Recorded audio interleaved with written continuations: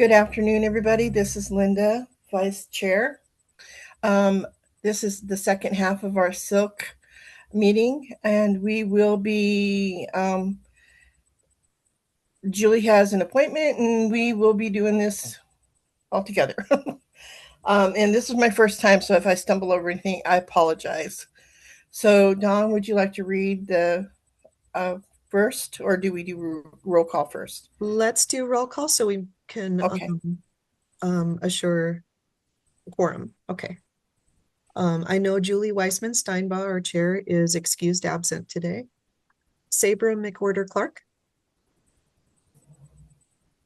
Hi, I'm here. Margaret Marcucci. I'm here. Linda Voivoda. I'm here. Dee Dee Formaster. Here. Looks like Lisa Bonney is just joining us. So I'll come back to her. Sheena Childers. Here. Randall Owen. Oh, it doesn't look like he's here yet. And Lori Lutu.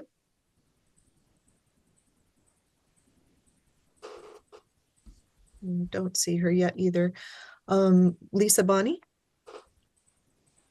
Here. And I just wanted to note that Mark is going to be taking the lead for NNCIL from now on, so he'll be delivering reports and things like that. That's great, Lisa, but we still have to count you as quorum, part of our quorum, until the governor appoints him. I'll be here. Okay, thank you. And I'll let you know if Randall and Lori join us later, but for now we do have quorum, so we can go ahead and get started. If you want, I'll go ahead and read what Julie calls the preamble. Yes, the preamble, please. Public comment. No action may be taken upon a matter raised under public comment period unless the matter itself has been specifically included on an agenda as an action item. To provide public comment telephonically, dial 1-253-215-8782.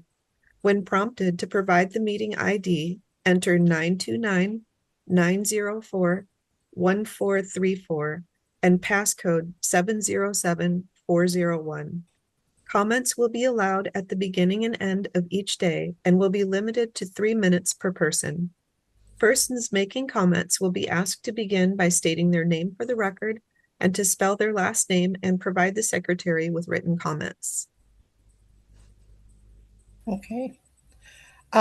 We are going to start off with agenda number 14. Let's open it for public comment. Oh, okay.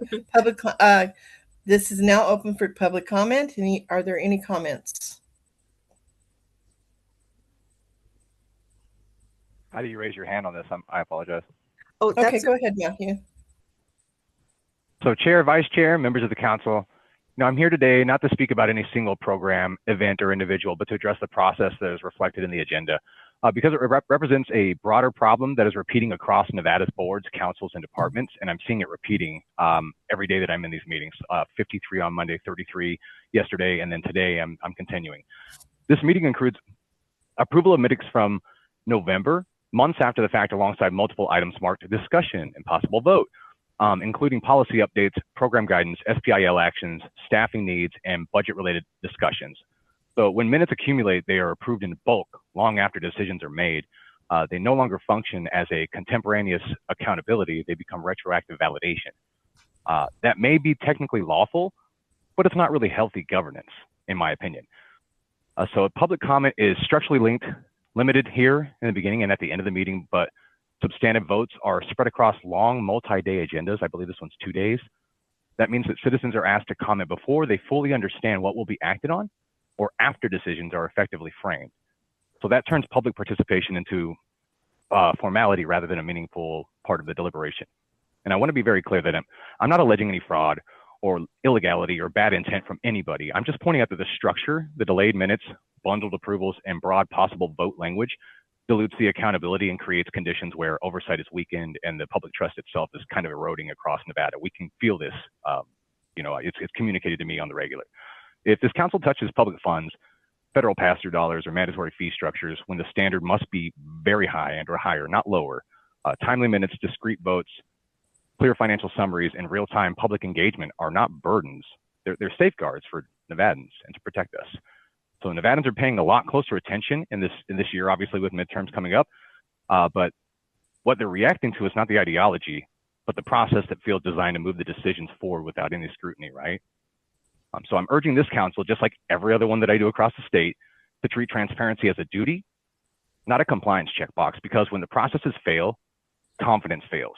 And once that happens, the legitimacy of every decision that follows is going to be questioned rather than trusted. And I truly thank you for the opportunity to comment today. And I want to wish you all a very happy new year, even this late into the new year. So thank you.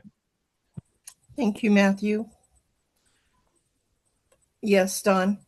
This is Dawn Lyons. I just want to respond to that because I really appreciate that feedback and it makes a lot of sense.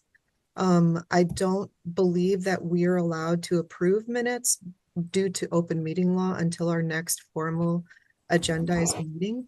However, I think that we could create a policy within our council anyway to provide the meeting draft minutes ahead of time, posted as a material for the previous meeting on our website so that people have access to that. I think that may be helpful.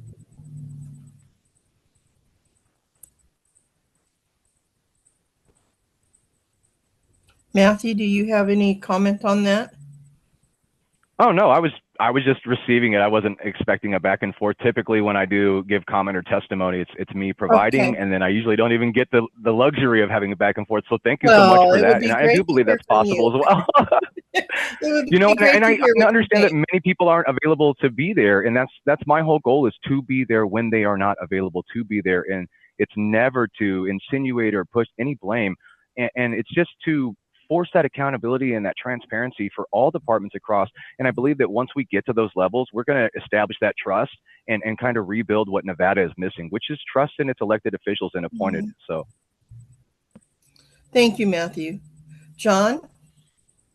John Roseland for the record. I was just going to expand, and I was curious what Matthew said makes sense to me as well. As different councils I've been involved in over the years, I was just wondering if him or who he's working with, if there's a set of recommendations, because there are other councils that the other members that are on this council and like myself are involved in other councils. If even after offline, if there's recommendations you're providing, I would be interested in finding them. So less of a public comment, just in case you drop off. I'll put my email in the chat if you could send them forward, Matthew. Thank you. Okay. yeah, fantastic. Thank you, John. I'm not trying to campaign, but you can look me up. My last name Winterhawk. I am out there. So the reason that I'm doing this every day is I've been involved critically across Nevada throughout all 17 counties in every department, and I kind of feel like I'm becoming a pain versus becoming anything other, because I feel like I'm one voice that continues to resonate, right? And I continue to go in, and people are like, whoa, who is this guy? Where's he from? I do have many recommendations and many things that I feel like would give that transparency. And I've worked very closely to try and deliver those things to our current elected officials over the last 5 and then obviously 3 years. And it's fallen on deaf ears, even to the point that it's been blocked. And I've been blocked on social media by some leaded elected officials. Not that I'm calling any names, but that's what we're up against. And so it's just really about providing that transparency. And I know that there's great people across the state of Nevada inside every department that want the best for Nevadans. And it's just my goal to bring that back into the light. So find me by looking up my name, WINTERHAWK. I answer everything. So. Thank you, Matthew. We really appreciate your input. Are there anybody else? Is there anybody else? Excuse my language. Is there anybody else that has public comment?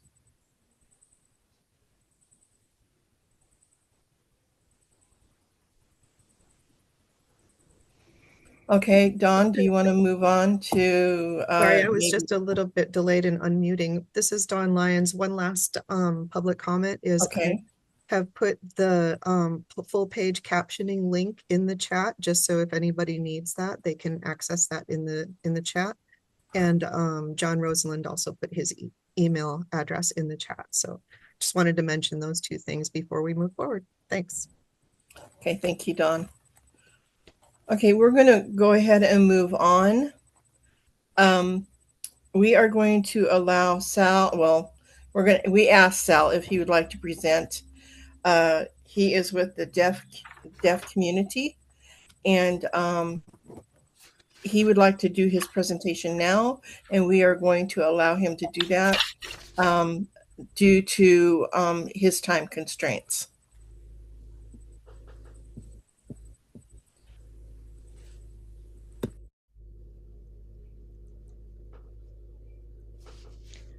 Hello, everyone. My name is Sal Fiorentino.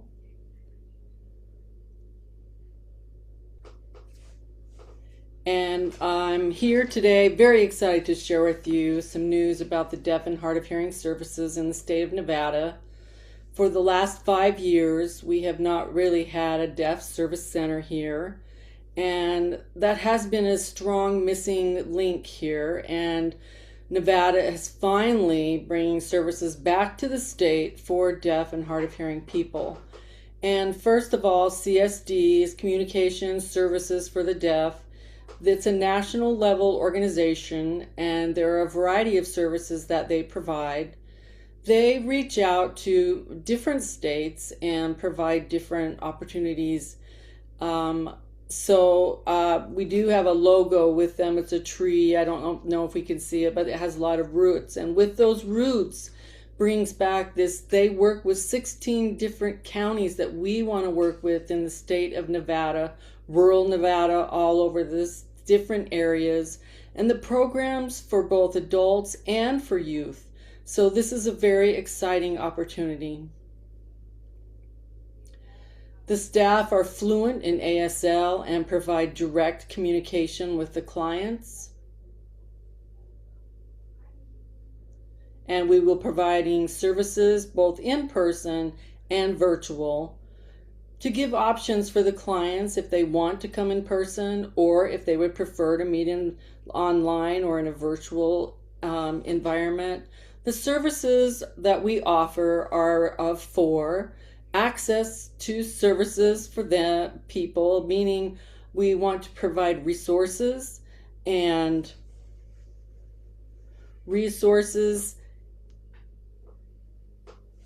sorry, I missed that word, and which will help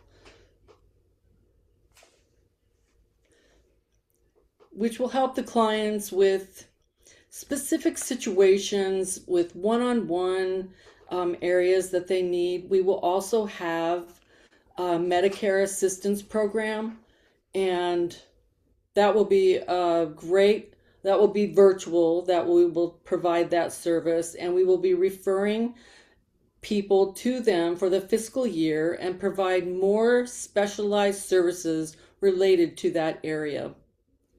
Next, we will also have ASL classes. Currently, we have 2 options. One is online, and you can see it's a self-processed asynchronous class, or you can take in-person classes that are coming soon. This month, those will start, and we will make a formal announcement about that very soon. We do have a waiting list for that, and those who are interested in those classes can join that waiting list. Also, we will have a deaf mentoring program for the youth from 0 to 5.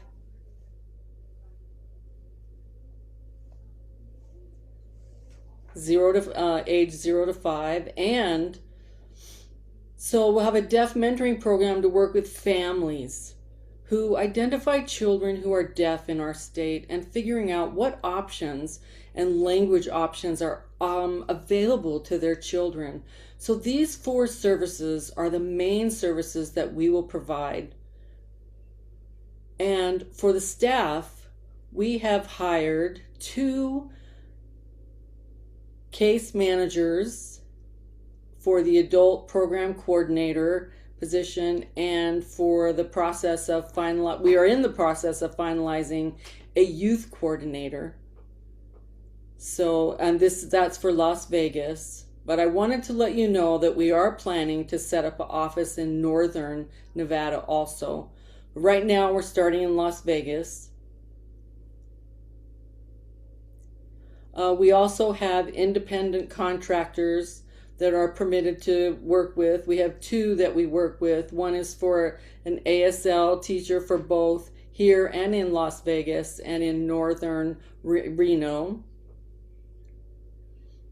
And the other is a deaf mentor that we're looking to recruit several deaf mentors that we need for here, Las Vegas, in Nevada, all over the state, and Reno. We have tried to advertise that all across the state.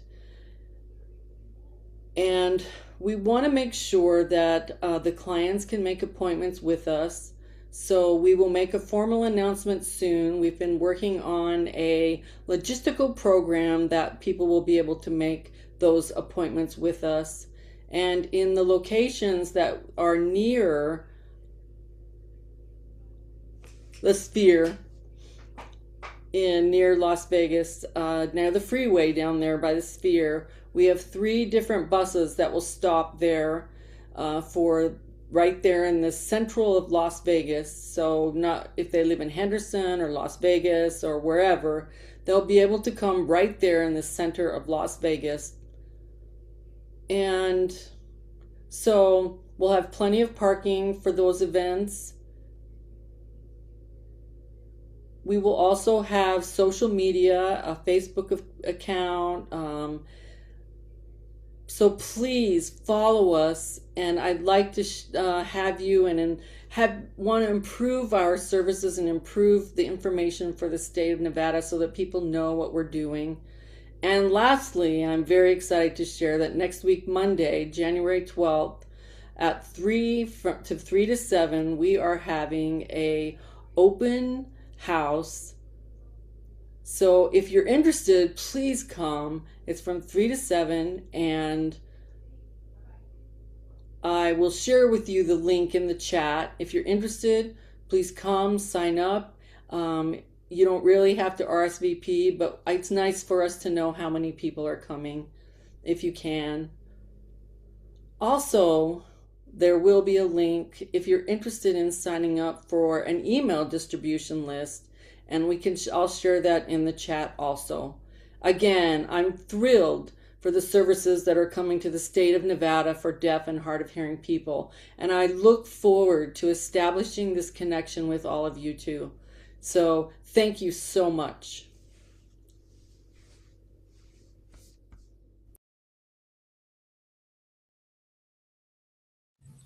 Thank you, Salvador. We appreciate it. Are there any comments or questions for Salvador?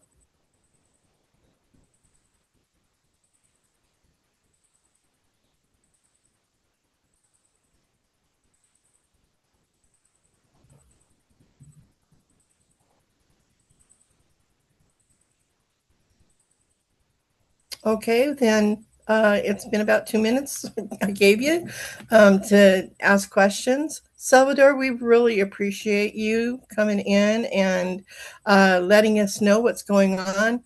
I'm excited. You know, I'm ready to take some classes myself.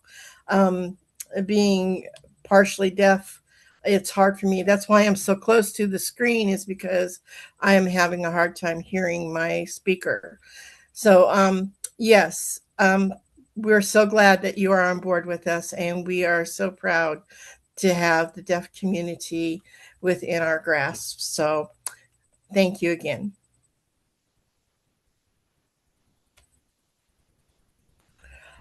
Thank you Okay, so much. go ahead. That's all. He just said thank you. Okay. So we'd like to move on to our presentation and discussion for updates. So I'm going to let Dawn lead out with the first one, which is the updates from the Youth Council. Thank you, Linda. This is Dawn Lyons.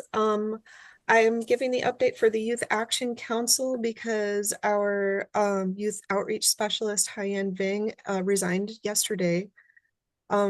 She did send me an update. Let me just pull it up.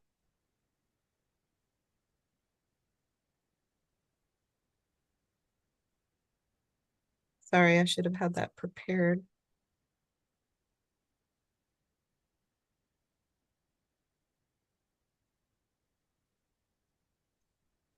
But it'll only take me a second to get it up. Okay. So since the last SILC meeting, the Youth Advisory Council has continued to make meaningful progress in strengthening its structure and operations. They held one meeting in December 2025, and during that meeting, members voted to introduce parliamentary procedures into future meetings. Implementation is planned to begin in February 2026, given the council time in January to learn and prepare. This update aligns with the upcoming chair election in March 2026, and nominations will remain open throughout January and February of 2026. Youth Action Council has discontinued the use of GroupMe beginning January 9th, 2026. All YAC meetings will return to Zoom. The updates to the structure, policies, and bylaws. YAC has completed updates to its structure, policies, and bylaws, ensuring clarity, consistency, and better alignment with council expectations. The YAC website has been updated with a more cohesive and user-friendly design. The new theme aligns with the revised Youth Action Council recruitment brochures and improves navigation for youth, families, and partners. She did leave the link to that website, and I believe if I haven't attached it to the meeting materials for today, I will do so immediately after the meeting today, so you can access that link. And then there have in December, the council members expressed interest in hosting a summer day camp and offering youth-led workshops in summer of 2026. And at this time, funding remains the main barrier. That was because we still hadn't received our federal grant yet for federal fiscal year 26. And they'll continue the conversations at the next meeting to explore the next steps. And that was the Youth Action Council update. Are there any questions or comments on this? Matthew Winterhawk for the record. I just wanted to say thank you for that presentation before, and then this one as well. Like, it's heartbreaking when you hear that outcome, right? That you're just still waiting by. So I feel that with you as well. Thanks, Matthew. This is Dawn Lyons. Actually, we did receive our first installment. It was a prorated amount for the time period when Congress meets next at the end of January or at least that's their deadline to come up with a continuing resolution or a budget plan. So we did actually finally receive that since that update was written. But thank you for your concern. And yes, it's a concern for all of us, absolutely, that our funding continues onward into the next year. Are there any other comments or questions?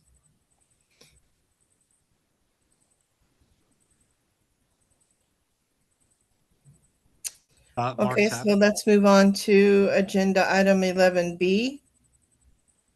And that's updates from the Centers for Independent Living. So can I get the update from Southern Nevada for Independent Living, SNCIL? Yes, thank you, Madam Vice Chair. Good job, Linda. For the record, my name is Mary Evilsizer, and I am the Executive Director for the Southern Nevada Center for Independent Living, and our centers covers Clark County, Nevada. And what I'd like to share with you is that during this last quarter, even though it was the holiday season, we did above average on intakes. We had around 121 new intakes. And then for our service trends, we had, again, Our highest service request was again housing for individuals with disabilities. That came in at 52% of our service requests. The next highest trend was for transportation services here in Clark County. That was at 22%. We did have an increase in vocational rehabilitation services requests. That increased to 3% of our services. And then we had a little bit of an increase to 2% in assistive technology. The remaining services were a combination of preventative services, that is preventing individuals with a disability who are at high risk from entering an institution, a lot of peer counseling, and then personal care attendant services. During this time, we provided or we received a total of 527 service requests, and that's our breakdown for that. With that being said, we did continue with our outreach. We had a total number of 16 outreach events, and then through our website, we received 88 new opportunities to provide outreach to individuals who are asking for further questions about our services. And then we also were able to provide a total of 4 housing workshops during this period. So we had a pretty busy quarter, and we're very proud of what we've done. And then again, this quarter, I'm just going to briefly share with you some of our success stories. And the first one was a gentleman, he's a senior, age 72, and he was living at a behavioral health care facility. And we were able to reach him through one of the outreach functions that we did. And he had a goal that he wanted to live independently. Gentleman is a very strong self-advocate. He fits right in with our IL philosophy. Long story short, he was able to, with the assistance and working together through peer counseling and IL skills training, he was able to locate his own unit. And so with our center, we were able to locate the support to help him with the move-in costs. So he is a transition from an institution to community living, which is one of our biggest goals for a Center for Independent Living. And we're very proud of him. He just did amazing. Our next success is he was a recent transplant. He stayed in the hospital and was recuperating in his apartment. However, he had a roommate. The roommate left. And so it led him into an eviction. And then he located our services. It was actually the referral of one of the nurses he was at the hospital. So he reached out to us, and then we were able to work with him. And then because of the eviction, all of you that work in this field know how challenging it is to find a housing unit. And then if you're working with an individual with an eviction, that makes it almost impossible. But we were able to work with the real estate company that we work with, presented the situation, and then our consumer, the individual with a disability, again, strong self-advocate, worked with the realtor hand in hand. In the end, they found a landlord, they found a unit, and then again, we were able to provide the support for the move-in costs. So again, he's not facing homelessness while trying to recuperate from a transplant. And then our third success story that I'm going to share with you today is a middle-aged mom and her daughter.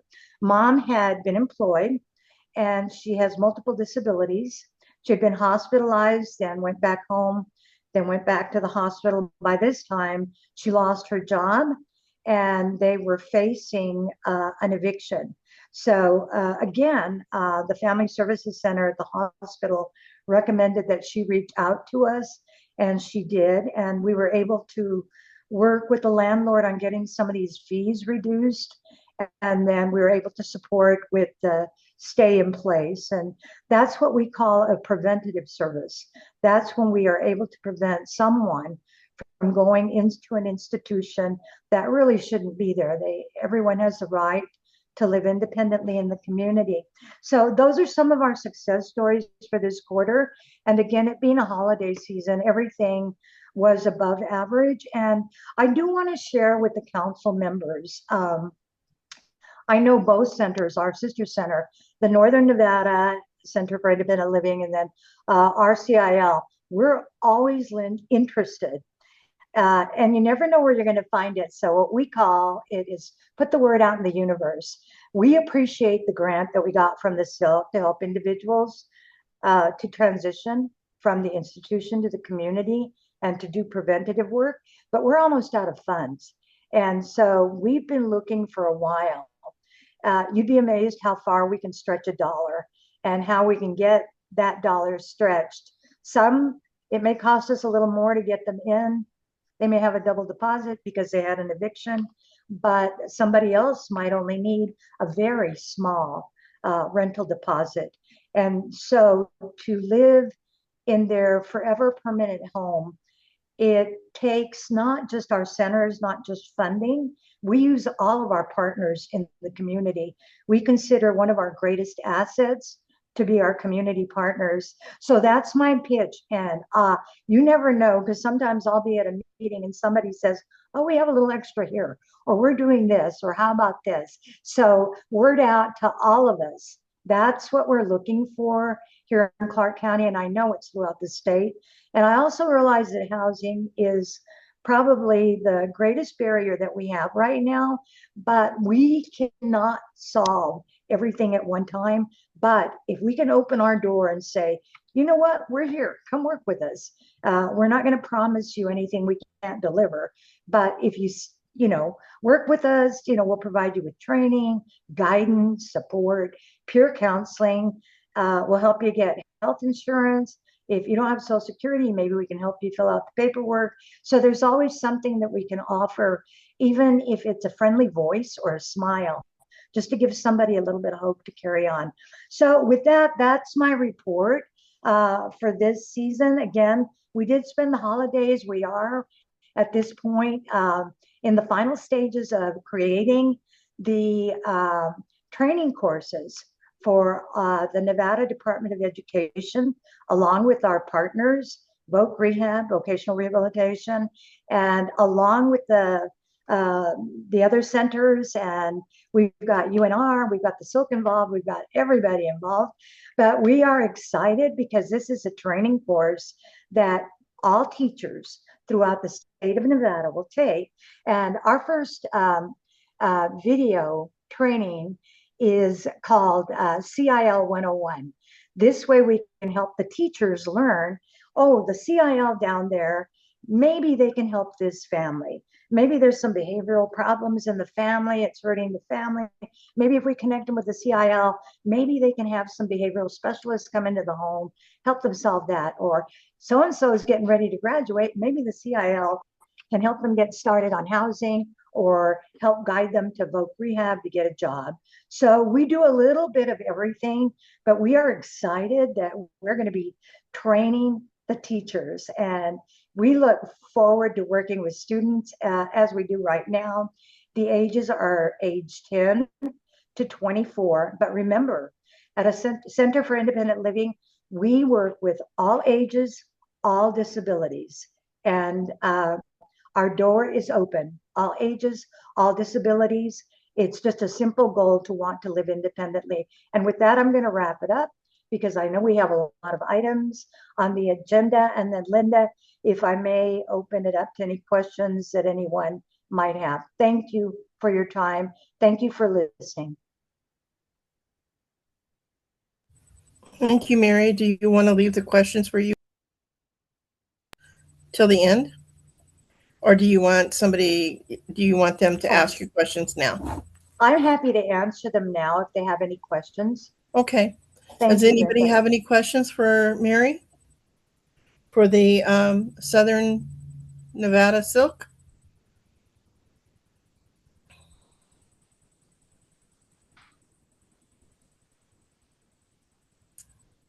Okay, then we are going to go ahead and move on. I would like to see if there's any updates for the Northern Nevada Center for Independent Living.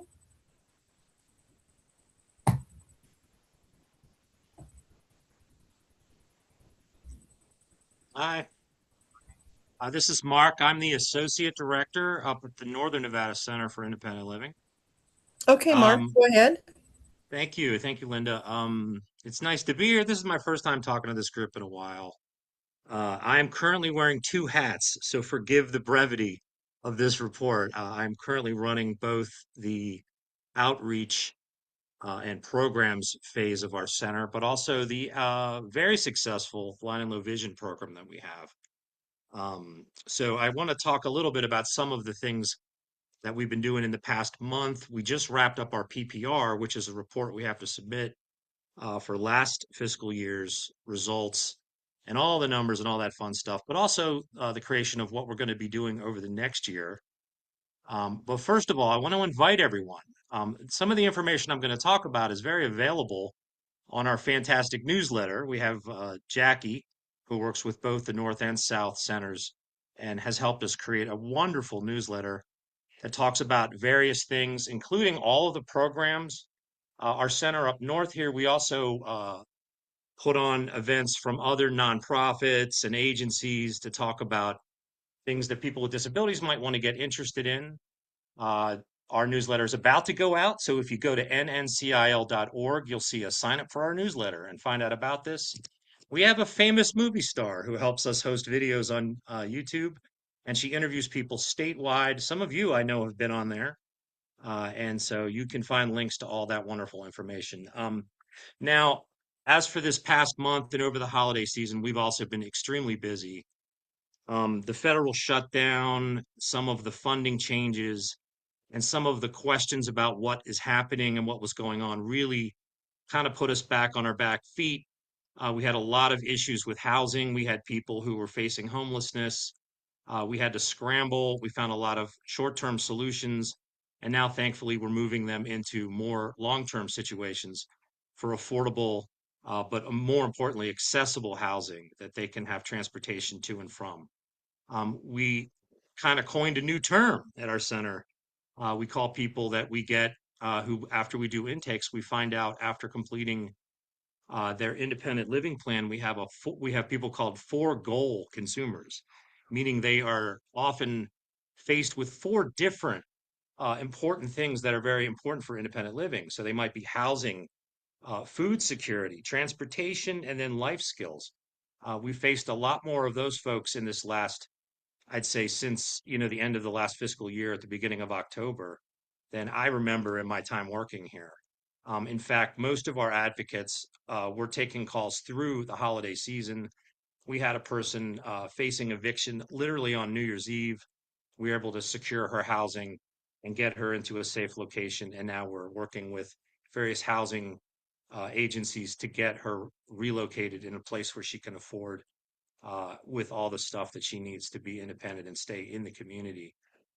We've also been facing folks who are either seconds from being homeless or are literally homeless. We had a gentleman that we met this fall that I would put as probably our biggest success story. He was blind. He had spent a night in a dumpster when we talked to him. We were able to secure housing in weekly with some funds that we had. We provided him some service. We got an eviction removed. We helped with some outdated, overdue, and long since not paid electrical bills. And we were able to find another agency that was able to support and help cover those costs. And we have him moving into accessible Section 8 housing in the next week. And he's currently in a weekly, but we've basically taken him out of living on the streets as a person with a disability, a profound disability. And it's been very difficult. We've been working through the holidays to help this gentleman, and we're very happy to see that he's going to be succeeding with that. Some of the goals that we have this year are, of course, continuing to advise and also move folks through the housing process by finding them affordable housing which is very difficult in the Reno market. It's boom time here. The city and the county are working on finding accessible housing from renovating existing properties and potentially constructing new properties. We are working to advise them here in Washoe County and some of the other nearby areas that are also looking into doing this by renovating properties to making sure they are set up with accessible, uh, doors, entrances, bathrooms, kitchens, everything, so that they are accessible and usable by people with disabilities across the board. If everyone can use them, that really creates a bigger pool for people to live out in the community.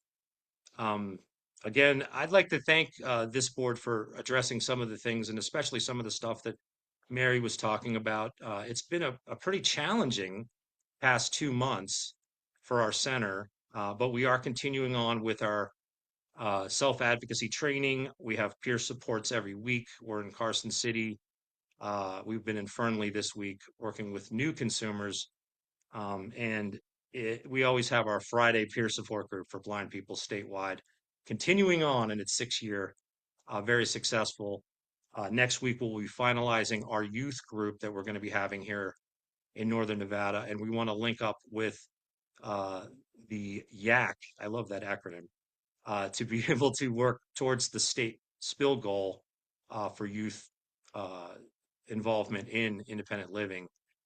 We have some pretty good resources with the school district here in Washoe, as well as in Carson City, where we have a support group every week on Tuesdays down in Carson City for people in transition out of high school, out into the world at large for work, living independently, or what they want to do with their independent living plan. And we hope to continue.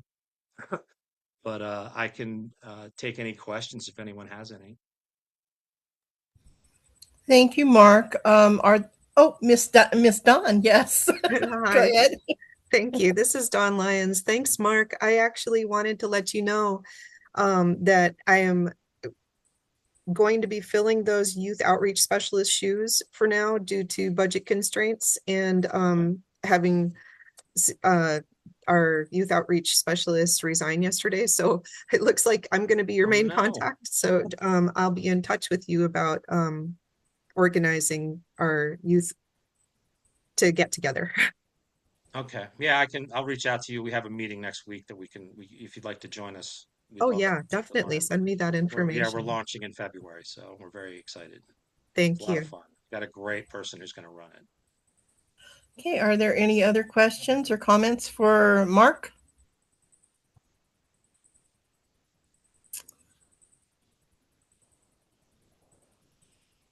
Okay, we're going to move on then to RCIL.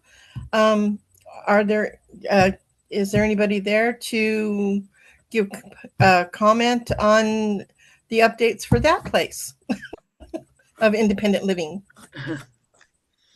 Hi, Linda. Thanks Hi. so much. This is Dee Dee Formaster for the record. I'm with the Rules Center for Independent Living. We have been exceedingly busy over the holiday. It's just been nuts. I have had 2 transitions I'm working on at the present time. I have in-home supports that we provided for one lady. We have, of course, avoided several evictions. We're working with a very difficult situation, which is unfortunately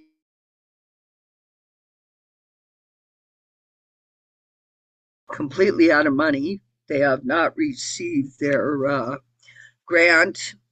So it's very difficult to get assistance for deposits and first month's rent. Rural housing has also been out of money. So we're in a situation where housing is very, very difficult.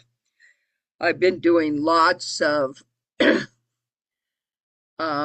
maneuvering with landlords and lots of intervention in regards to trying to find housing. I just placed a gentleman in rural housing today. I've established a couple of landlords who are willing to work with Section 8, thank God.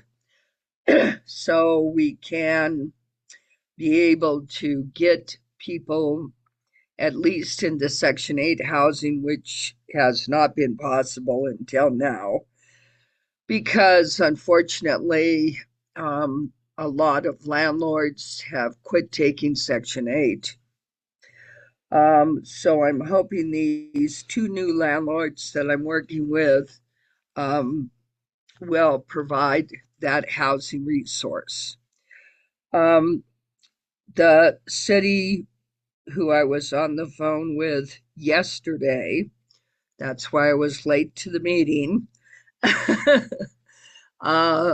has informed me that they need our assistance for point in time count. We are also going to go to their resource fair there to try and help with bringing people off the streets into housing. And so I guess our biggest accomplishments this quarter have definitely been to put in-home supports in for a lady that we moved from the Dayton area because her roof was falling in, and rural housing allowed us to move her to an apartment here in Carson. We were able to also get a caretaker, live-in caretaker for her because she is suffering with some problems with dementia. And so she was able to stay in independent living. She's was a horsewoman, so she's very strong physically. She just can't. Her short-term memory is not good. Also, the two other people that we're working with presently for transition out of a rehab facility is going along well, and we seem to have an extreme shortage of, can't seem to talk today, wheelchair accessible apartments. And I have a call into Silver State Housing because what's going on here in the rules is that wheelchair accessible apartments are higher in cost than other apartments that are in the same area. And so we're seeing some of that, which I think might definitely be bordering on discrimination. So, and we do have a couple of low-income housing complexes that are going up, and I'm getting with the city to make sure that they have several wheelchair accessible apartments within those complexes that are being built, because we really have a shortage out here in the rural areas. So I was able this month also to help a gentleman who was on the streets without any resources with a cell phone. He was able to call a friend And from there, with the use of the cell phone, he was able to get work. He's living with friends now off the streets. And it's amazing what a little cell phone can do to enhance someone with disability who is on the streets. So I am now going to hand over to Margaret, who is out in the Elko area fighting the same battles that I fight every day. Oh, One moment, Dee Dee. Dawn has her hand up. I think she wants to ask you a question. yes. Thank you. This is Dawn Lyons. Dee Dee, I just have a quick question about the shortage of wheelchair accessible apartments. Is it because the affordable ones are already filled? Is that what's happening? I think that we have always had an extreme lack of wheelchair accessible apartments in the rural areas. And I think that unfortunately, the low income housing that is being put in does have wheelchair accessible units, but most of what's happening is that they're going in and remodeling old places, and those old places do not really have viable wheelchair accessibility. And so consequently, we have housing, but it's not wheelchair accessible. And so I've had 4 phone calls this month for wheelchair accessible apartments, and they're just really, really hard to find. So just to follow up, Dawn Lyons again, are you able to get them connected with John Rosenland's program, the AT for IL program that might help perhaps create a ramp or whatever it is to make it wheelchair accessible? Yeah, I have I have utilized John. As a matter of fact, I just talked to him 2 days ago. But the problem is you can't find downstairs apartments, and you can't, if you can find a downstairs apartment, then we can kind of rig it so that someone who is a wheelchair user could use it, but you can't even find downstairs apartments. And I do want you to know that, yes, the governor actually said the low income housing words out of his mouth 2 days ago, admitting that there is not enough low income housing in the state of Nevada. Carson City is number 2 in the nation for small business um, uh, accessibility. We're number 2 in the nation. But the drawback is, yes, Carson City has no housing. And so, and I guess Vegas got up on the top of the list also for most business friendly, large, you know, large, larger areas for, business. And so they were categorized also in that information that they released. So I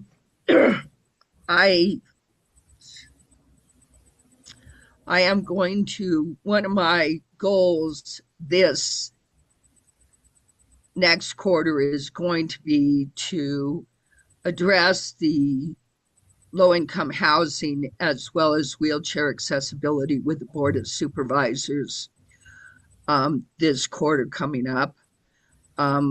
So I'm ready to ramp up. And I forgot to add also that Rec Club, which is our support group and recreation group here in Carson City, is up to 20 members, and we're growing rapidly. So, and thank God for that group. Yes. Okay, Linda? Aditi, I want to add to you. I don't mean to interrupt you, but I would like to add to your list of things to do here. The apartments that I live in, you know where I live, Yeah. they are for elderly. The state wanted to come in and do a elevator inspection. We have people that are in walkers and wheelchairs here.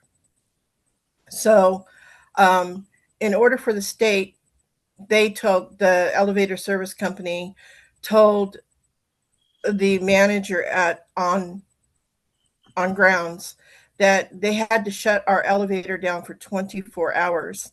There is no way that there's no place for anybody that has a walker or a wheelchair to come down other than the stairs.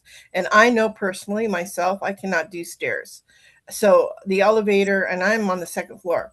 So the elevator cannot be down for that long. So can you look into that?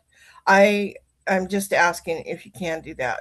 Yeah, I'll be happy to do that because that's definitely an accessibility Yeah, situation. it is, and and I know that you're here in Carson, so I'm asking you to do that to let me know. Can you either email me or just call me? You have my number, so I'll call you right after the meeting. And okay. now I'd like to, if there's no other questions, I'd like very much to let Margaret talk. Yes, let's bring Margaret on. I need to hear from her too. All right. Well, I'm not the only one that's helping a lady. Actually, one of my friends contacted me about her mom moving from a nursing home in Colorado to Battle Mountain, Nevada. We've got her moved. We got her in an apartment, and believe it or not, that is an accessible, handicap accessible, wheelchair accessible, walker accessible apartment. But that's Battle Mountain, and she's doing really good. She's got Medicare and Medicaid and food stamps, and she actually showed up at the Veterans Pantry, and I got to meet her other than on the phone. So you guys know every one of my families that need food. If they need food, the Veterans Pantry is open to them. I go over there on Wednesday mornings from 9 to about 11 and I help. And we walk people through it. And they can get dry goods, meat, vegetables, whatever is there. Also clothes. We have a beautiful clothing thing going on with them. I'm working with Veterans Corps to make sure our veterans have homes and they have food too because that's one of the hardest things in Elko is we have the highest rents, even in the apartments, and there's over 200 people waiting for any of the low income apartments. I have a lady who's been waiting 2 years. She's number 5 on the list. She called me this morning, goes, I'm number 5. I'm like, okay, when you get ready to move, because she's in a 2-story apartment, and the landlord's been fabulous about letting her be able to go up and down and whatever she needs, but she's totally deaf. And she does have finally have her hearing aids after a fight and a half. Um, the other thing that's been going on is Dawn knows I've been cracking up the Medicaid questions. Elko is getting bombed. My poor people are bombing me with Medicaid questions and I help the best I can. I go with them this morning. I was over there with 2 of my clients, making sure that they understood which one they had, what they were going to pay for. It's a it's easier in the big cities other than here because Elko does not have things that people think we should have. And the doctors are not taking a lot of new clients. The other thing is, you guys, I work with what they call the Northern Nevada Moses Project, which is our foster parents, our guardianship families. There are most of the guardianship families and foster parent families have some one of their kids, one of their that they take have a handicap in some which way or a disability. So I've been making sure that they get what they need. Right now, we're working for the Helen Keller Foundation to get a set of hearing aids for this little autistic guy. And once he can hear, I told Mom, God forbid he's not going to let any of us rest because he's my buddy. I've been working with the Elko County School District. We did a parent connection. Yesterday, Leanne was there. Leanne and I've been working back and forth. Dawn, if you're going to do our wonderful project, our wonderful youth action council, then we will be in touch with you so we can do that. As you said, as you heard her from yesterday, anything that we can do to help her is really, really, really good. Yes, you got it. Other than that, if there's any questions, I'll answer any questions. Oh, by the way, Monday, I get to go visit the brand new VA clinic. I got to do a soft opening. Now I get to go see the whole thing with my clan.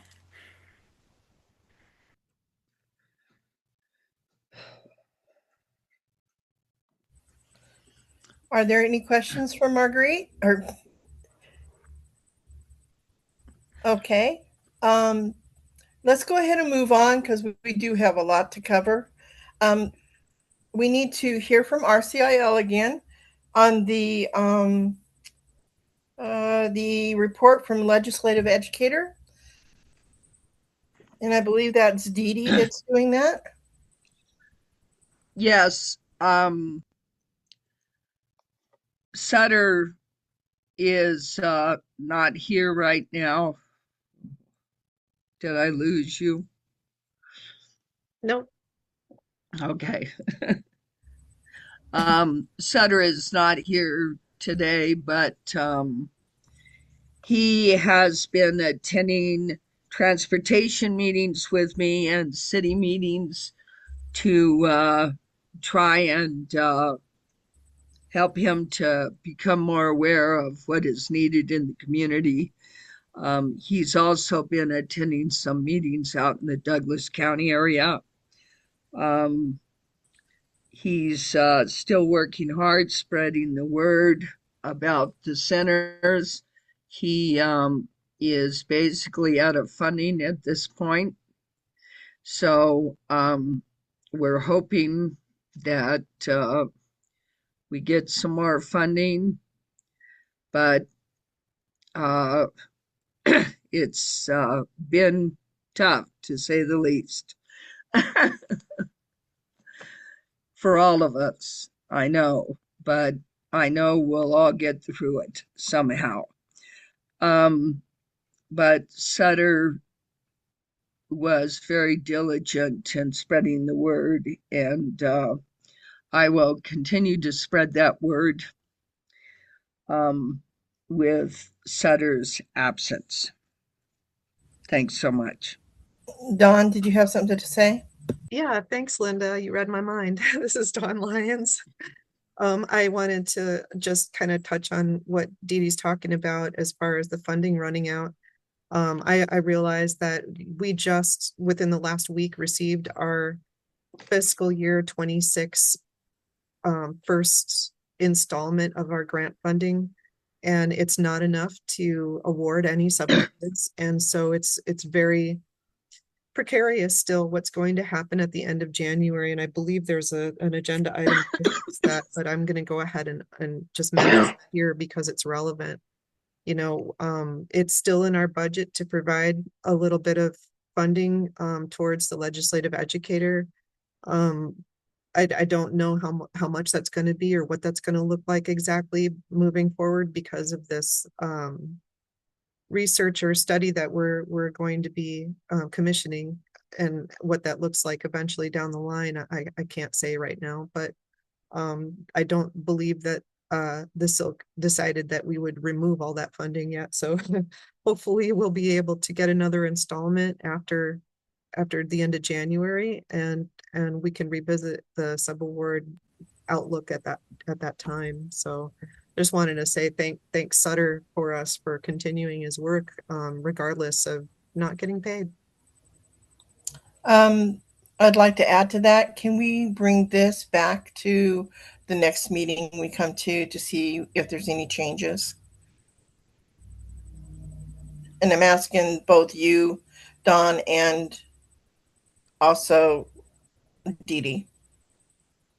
Yeah, it's something we need to look at, and I think Sutter's done a good job spreading the word, and I appreciate all his hard work.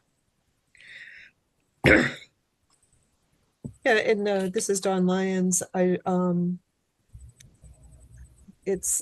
looking for the agenda item here. It's the agenda item number. The next item, you want to go to the 13. next item? No. I just wanted Okay. to let you know it's on this agenda, item 13, to discuss the current state of the current funding for Part B. And so we can also revisit that.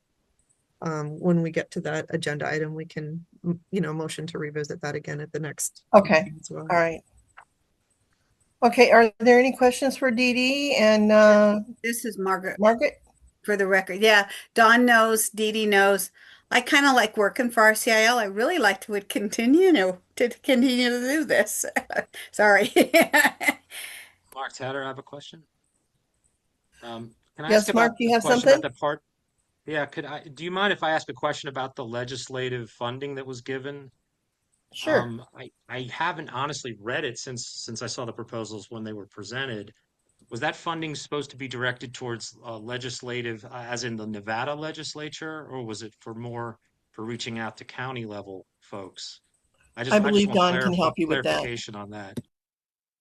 Yep, this is Don Lyons. I can clarify for you, Mark. It was originally, when we put out the notice of funding opportunity last year, it was originally supposed to be a collaboration between all the Centers for Independent Living and RCIL, but the application that we received was never revised to include all of those entities. So we ended up awarding it to RCIL because they already had someone in mind who could attend the legislative session, and we were already at that point. So the SILC went ahead and awarded that amount to them so that they could coordinate with the other two Centers for Independent Living, which they did attempt without response. So my question is, were they directed directly to talk to the legislature, the state lawmaking entity, or were they to do outreach and sort of advise on Centers for Independent Living? Because just from the report that was just given, I was just a little bit confused. I thought we would hear about like interim legislative committees to talk about funding for disability, in the state of Nevada, or was it just more of an outreach sort of situation? I just wanted some clarity on that. Yeah, 'Cause I no, haven't been coming to these meetings, so I don't know. I'm kind of an idiot, but yeah, no, this is Don Lyons. You're right. And he has been actually giving updates on the sessions and things like that have been happening. And the latest a special session that happened, he gave updates on that at the last meeting. And that's really what he was there for. But I don't know that he has had, apparently he's been to transportation meetings, but I'm not sure if that's necessarily his main objective. But like Dee Dee said, it's not really like he's getting paid right now. yeah, So, I could see how. Yeah. but All yeah, right, I think thank the you. I was intent. just wondering because it sounded like it was more of an outreach, and I wasn't sure if I thought that funding would be more directed at like results and trying to get legislation put in place Right. to Well, help with the funding Isn't crunch it that we're supposed to all be having. educating us on what's happening? well, To an extent, this is Dee Dee Formaster for the record. We printed up a flyer that included an explanation of all three centers and what they did, and to let you know all the work that Sutter has done. He went to all of the legislators, to their offices during the legislative legislative, when the legislature was open. And he approached all of the legislators, left flyers for them, informed them of what CILs do, and gave them the information. He especially was people, the legislators in the rural areas were very, very interested in the CILs. And so he had extensive talks with them about what CILs do. And he did leave information about all three centers. So he wanted the legislature to realize that all three centers cover the entire area of Nevada. And that's what we were really reaching for, was to educate those legislators. This is Margaret Marcucci for the record. And it's true because I know John Ellison personally. I know Bert Gurr. They have asked me questions about that. We actually were in a PACE meeting on Tuesday, and they asked John was there. They asked me about the funding and stuff like that. So they're very much aware of what's happening here in Elko. And Bert Gurr does all the way to Fallon. So he knows what's going on, and he remembered Sutter. Boy, did he remember Sutter. And this is Don Lyons, and like I said, Mark, he has been bringing information about sessions back to the SILC, just not at this meeting. Okay. Yeah, I haven't been comment. I was just my assumption was that this was a legislative directed thing for the state to inform them specifically in pursuit of ultimately, not lobbying, of course, that's not what we do, but to provide advocacy as to maybe the state could provide funding towards the Centers for Independent Living besides the Part B and C that come through and pass through. Instead, we actually get some funding directly one way or Yes, the other. and Sutter, Mark, did talk about the extreme lack of funding for Centers for Independent Living, how much the state has grown, and how much the Centers for Independent Living is drastically underfunded. And he did express that when he talked to all of the legislators. Well, and this is Don Lyons. I'd like to add that I think that he has provided an easy in for us when we do have this study results and the data to back up what we're saying, to reapproach all those legislators and educate them even further and, let them know exactly how much we need. Yeah, exactly. That's why we need to do it, in my opinion. Anyway, thank you. I just had that question. Thank you. Thanks Are there so any more much, Mark. questions? Are there any more questions for Dee Dee or Marguerite? Okay, Mark, did you need to say something else? No, I was talking about the legislative Okay, legislation that was all right, given thank after. you. Okay, we're going to go ahead and move on after this. This letter D that we're going on for 11, the ATIL program, the report and the discussion for the state assisted technology. Is there anybody here to report on that? Yes, John Roseland, for the record. Hi, John. Hello. After you're done, we're going to take a break, Don. Okay. I'm going to get really windy, so you guys got a long time to wait. Go ahead, John. We'll keep it kind of short.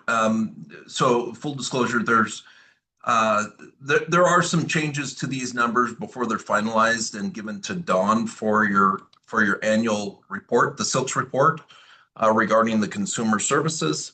Um, Aging Disability Services went to a new case management system, and our program specifically migrated at the end of August. And then right after getting in there, they locked out the staff that are outside providers through Care Chest. So all of the staff for that program, anyways, then they were locked out for like 3 or 4 weeks. So I've got to kind of combine all the data. I'm basically missing a month's worth, but because they kept services going and they were kind of maintaining everything in Word documents and etc. We've had there's quite a bit of time that they had to spend to go back and put information in there. So while it's not going to be a big change, I've got the majority of the information for the federal reporting year, October of 2024 through September of 2025 is what I'm talking about. And then just for everybody that hasn't heard me on here before, the state AT for Independent Living program has been around a little over 30 years. Was a creation of the Nevada SILC and state agencies that existed after that time. The Office of Disability Services had some different names throughout the time. When I went to work for them, it was the Office of Disability Services. We've been now overtaken by ADSD, so we're ADSD. But back at that time and still to this day, the program is specific to like essential daily living, right? The essential daily living tasks that we need to do, accessing our homes, bathing, showering, eating, toileting, those types of things, and using assistive technology, which is so broad, right? It could be a ramp into the home. It could be modifying the steps to make it accessible for somebody that's using a walker that doesn't need a ramp. So a variety of things, finding barriers that exist in that essential daily living, then applying assistive technology solutions. With one caveat, I heard Mary and Dee Dee both mention it. Back before I came to work for the state, the SILC had modified the ability for this program to cover things for people transitioning. So where there's as long as we have those things built into it and there's a transition plan in place, our program can also cover parts of transition, the essentials, as it usually is, deposits, rent, those types of things. And if there's also accessible things needed in there, that's why we always say, develop that independent living plan, get those things in place, because that's the place that should capture all things, right? We shouldn't be trying to figure out how to widen that bathroom door once we get somebody moved in there. That should have been planned out before, and that's why we promote independent living goals and independent living plans. So all of that to say, that's kind of where this program fits in. Has a piece of the legislature history there. For the longest time, back when I started with the program, was primarily funded through the SILC and the Assistive Technology Act and a minuscule amount of state money. It really wasn't until during my time starting with the Northern Nevada Center for Independent Living, an advocate there did legislative education during the Nevada legislature, which led to significant increases in all of the programs, just the education piece about what the programs did, their intent to keep people living in the community versus institutional care, everything down to the cost per service versus month to month Medicaid institutional costs. So those pieces all are the result of why this program still is in existence. Now to the information, and I'll keep this kind of brief as I can. So the annual federal reporting format's what I'll kind of be going over, and that's what I'll be providing to Dawn so that she can update the APR. And part of that is asking how many consumers were carried over from the prior year and how many new cases. We had 138 consumer service records carried over from prior years. I say years because we do have independent living goals still open from clear back to 2018. right? It could be somebody still trying to put the pieces together to obtain some piece of assistive technology that we're only funding a portion of. The example would be like a modified vehicle. The person has to find the resources for the vehicle itself, and we can assist with the modification piece. So back to that, 138 CSRs carried over, 117 started during the year, with 255 total consumer service records. Those are independent living goals and plans in place. I'll just let you jump ahead a little bit. All but one of those people chose to develop an independent living plan. I won't get into the difference between an independent living plan and a waiver so much unless somebody has a question. Closed cases, of those 166 consumer service records closed. Majority with goals met, 138 goals met. 5 people that passed away, 18 withdrawn, 3 because they moved, and 2 for other reasons. Other is not promoted by the feds. They don't like to see that. So it's really, if you can't fit it into any of those other pieces, that's where they close out. Now, it's always important to say the closure of CSRs is not a reflection of how many goals were met. I haven't researched all the people that passed away before their independent living goals were met, but the more important information is getting into the actual goals that people have and what was accomplished in there. And that, to me, I usually provide in the reports that I give you all what that breakdown is, because that's more important. Somebody can say, yeah, my goals were all met, but looking at the specific goals that were set is important. We still have self-care as the number one need in our state. It has been, as far as I've ever looked back. So self-care covers, bathing, toileting, personal hygiene, preparing a meal, cooking. Kind of all of those pieces are areas that we're going to see in this program where somebody has a barrier.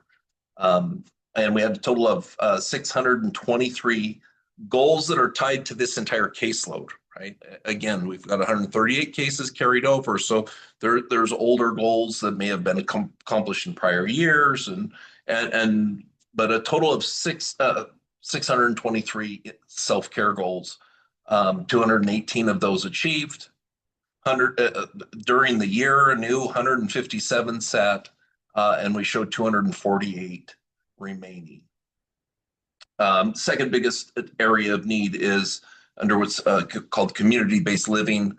Mostly in our world, that's going to equate to accessing the home and living in the community. Well, all the goal areas kind of fit into that, because that's what our role is trying to keep people living in the community. We try to focus that area as home access, in and throughout the home, access into the home, access throughout the home. If doors are too narrow, if there's barriers within that, and the person that's living there.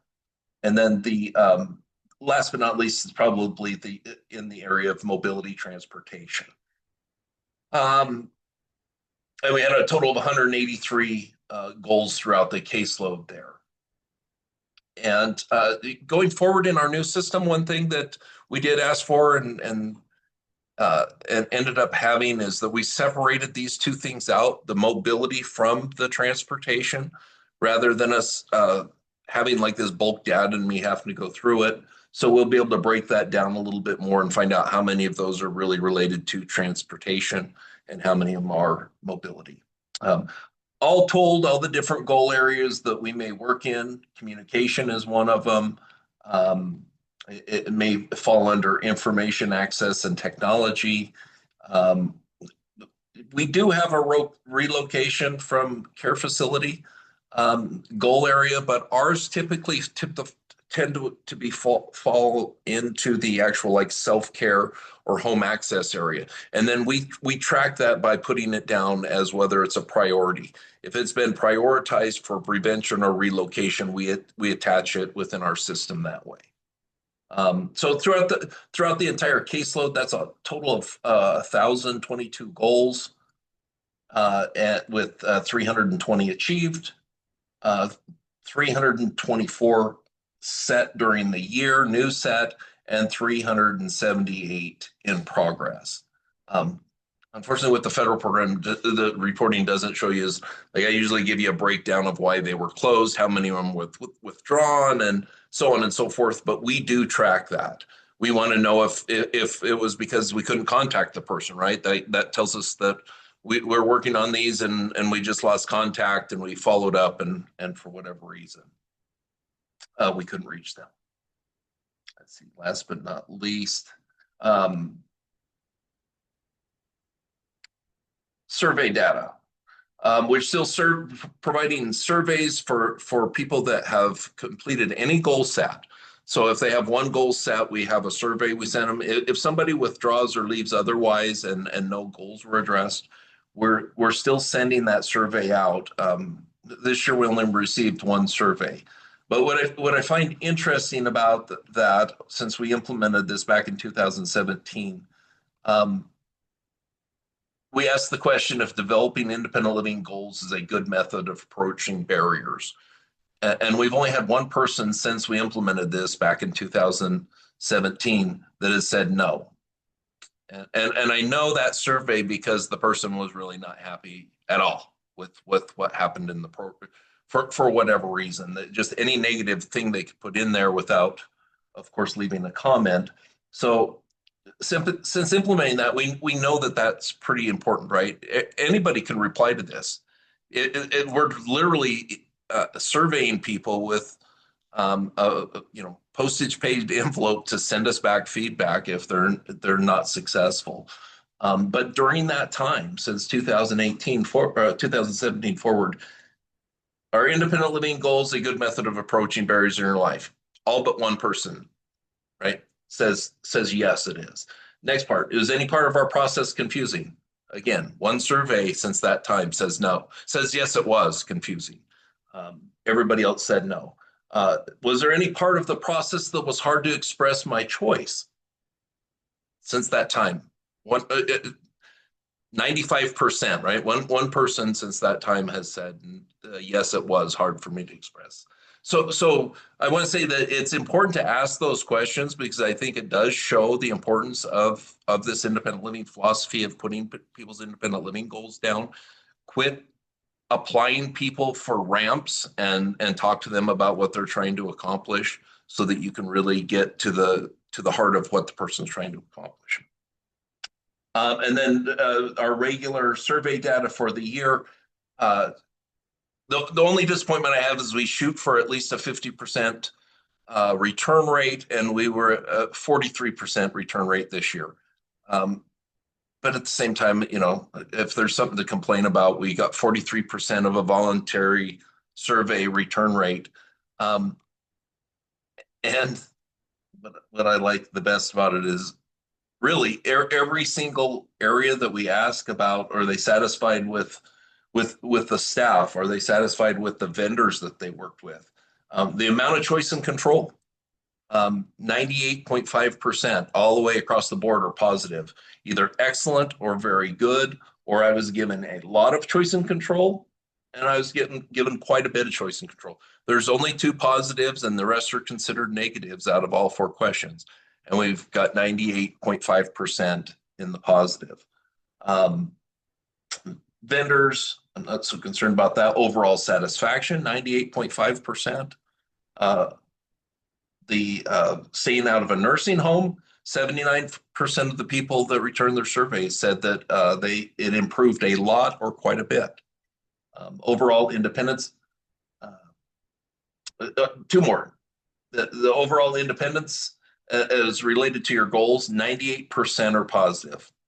Improved a lot or quite a bit. Those are our 2 positive. There's 3 areas that they can mark on that are negative or say it's not applicable. Last but not least, was your life impacted? How was your overall quality of life afterwards? Improved a lot or quite a bit, 98.5%. So, we've continually shown this time and time again, and maybe it's because it's tied to something you need essentially, and after it's obtained, I think the good part is that unless that person withdraws or leaves, most likely we're going to achieve their goal, unless it's just not possible. And there are things that aren't. There's people that want their own transportation and just can't. It's not something that they can put forward with. But we still put those goals down. We still want to make sure that we're trying to show them what the options are, right? There's a gentleman we worked with for years, and I'd say probably 10, 15 years before he finally was able to get a modified vehicle that he can drive. That's a long-term independent living goal, but that's really what independent living was about, right? It's not just boom, here's the thing in place, but that there was processes in place that looked at those barriers. He went back and figured out different ways to approach it, right? Go back to the drawing board. I need to make some more income. I got to go to work. I got to do certain things if I want to achieve that goal. And that's really the importance of this process. Anyways, all of the survey data will be in the report I give Dawn. There's a section in and I keep wanting to say 704, but your APR, I know the Fed's changed what we call it, but in that report, there's a section in there, and then I usually put all of that data for Dawn to include in that section. Any questions for me? Dawn already has her hand up. Yeah, this is Dawn Lyons. I don't really have a question. I want to say it's the program progress report that you're talking about, just so if anybody's wondering what that acronym or what those 3 letters stand for, or what John is saying, annual progress report, same difference. But I wanted to tell you, John, that I had the pleasure, speaking of the SILC being the ones who started the IL program for the state. I had the pleasure of meeting and talking with Todd Butterworth as part of the Gwynn Center team that discussed our potential study that we would like to have done on gaps in services. And he had an amazing list of accomplishments in his career, including one of them that he mentioned was helping to create the independent living program through the state. So I just wanted to let you know it was nice to meet him and get a face behind all the good things you've said about him. Yeah, Todd hired me. Todd hired me when I came to work for the state, coming on 18 years ago at the Office of Disability Services. I could go into a whole spiel about what the state's lost with the Office of Disability Services and what all was within that one agency that's now kind of just been mashed out into different areas, which but anyways, back at that time, I think that you really saw some positive things that came out of that. There was really a drive to get this type of data, right? When I started for the Center for Independent Living in Northern Nevada, that was really this program is part of what I took on. And there was this drive to get the data, right? Show how many people were needed. Back then, there was like a 3-year waiting list. So when you were telling somebody, yeah, we can get you, we can work with you to help you with this because you don't have any resources, but it could be 3 years.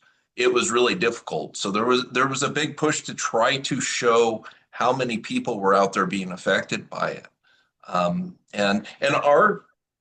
I expected to see a spike by now because another part of this is we received some of the ARPA funding to eliminate the waiting list, but also impacted by the reality that you can only have so many vendors. There's only so much work you can get done, right? We've been operating this program in my involvement since 2003, so that's 22, 23 years. And then you try to ramp up over a short period of time and go hire a bunch of contractors who you got to educate. You got to get them, teach them how to do the type of work that we need to have done. And that's not even talking about the limitations with all other providers. So it's been a challenge. Hopefully we don't see our wait list just spike right back up. I'm afraid that's what's going to happen now that the ARPA thing has ended. But anyways, back to the legislative piece of that. This is where data really comes in handy, right? When you can show time and again a program that's existed for 30 years that has these types of impacts, how do you argue with not putting more resources towards it? I think it's really hard to do that when you have solid programs and solid data, and that comes from looking at those big picture things and collecting data. But um, now I'm following through with my promise to Linda about just being long-winded. So, any other questions? Mary Evilsizer has a question for you. Hi, good afternoon, everyone again. Good afternoon, John. Great report. And congratulations on finishing your annual report for ACL. We finished ours a little bit ago, and it's done for another year. I wanted to say I really am impressed with the numbers. We understand waiting lists and individuals passing away while they're waiting, and a long-term goal that can take 15 to 20 years. What I wanted to ask about, John, because I know the challenge that you have with getting vendors that are approved by the state.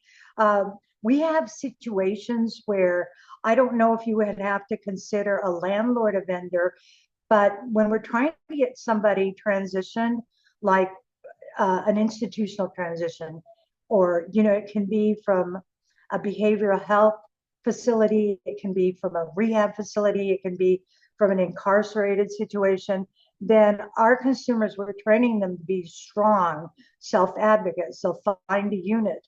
But then we have like an hour to get a check down there to put a deposit.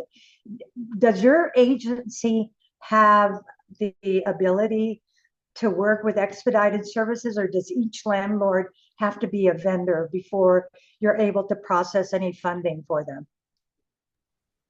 No, CareTrust issues the authorizations directly. We changed, I want to say a number of years ago, we were finally successful in removing the authorization piece from the state of Nevada, the issuing of a purchase order and all of that goes with that, becoming a vendor.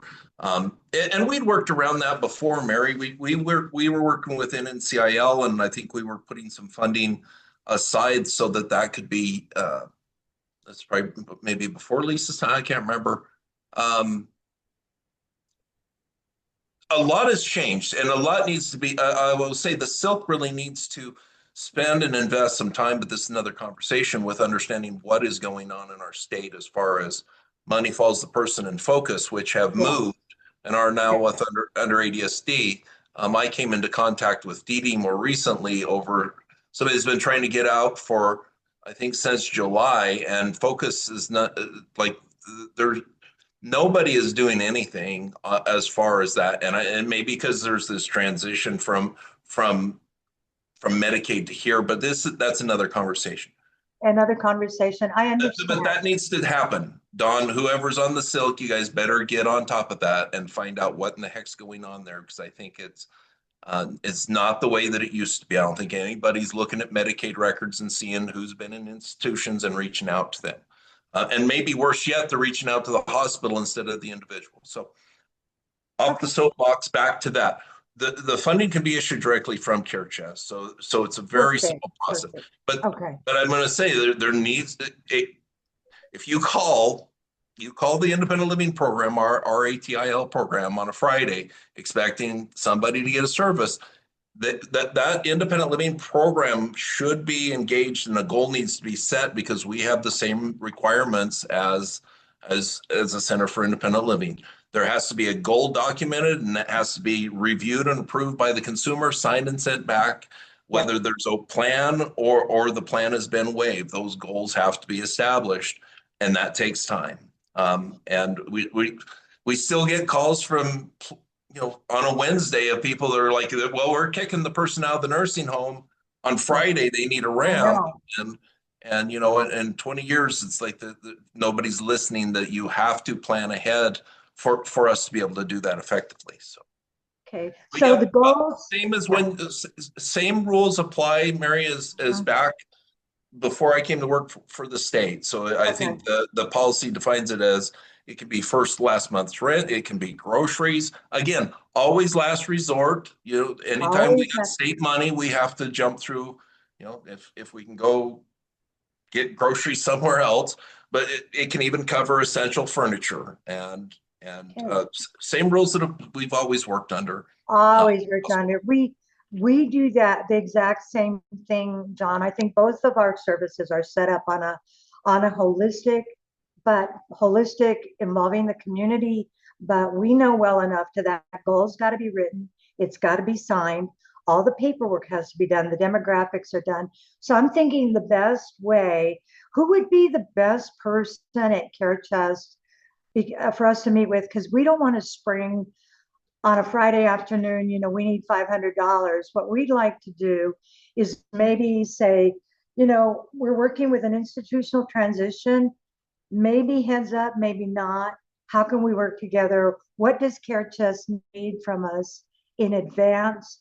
And then we work with the individual on training and self-advocacy to start learning.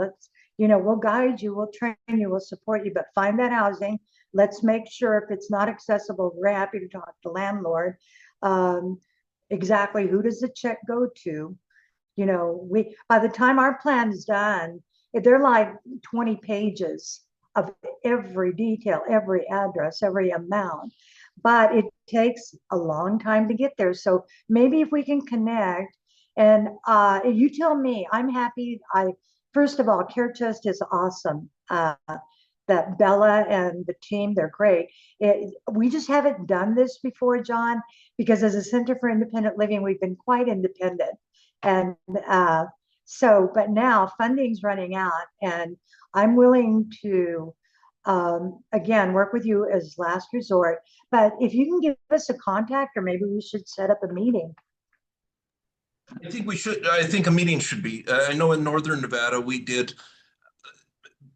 used to do an annual meeting with Money Follows the Person. And back at that time, Money Follows the Person and Focus were in the same group of people. We were in that same group, yeah. We used to have an annual meeting to go through the process with everything, because they still had their barriers as well. I would say we need to set something up with all the CILs and get a pecking order established as to the process. But what also needs to happen is the Money Follows the Person and Focus conversation, because we've started those. If we're not getting referrals, or we're not getting inquiries for Money Follows the Person, and I don't know how many years for the ATIL program, something's wrong. My wife works in an area of law and long-term care planning, but she said the same thing to me as well. We haven't had these referrals since it was under Medicaid, and there was a person named Dawn that ran the program, and that's been years ago.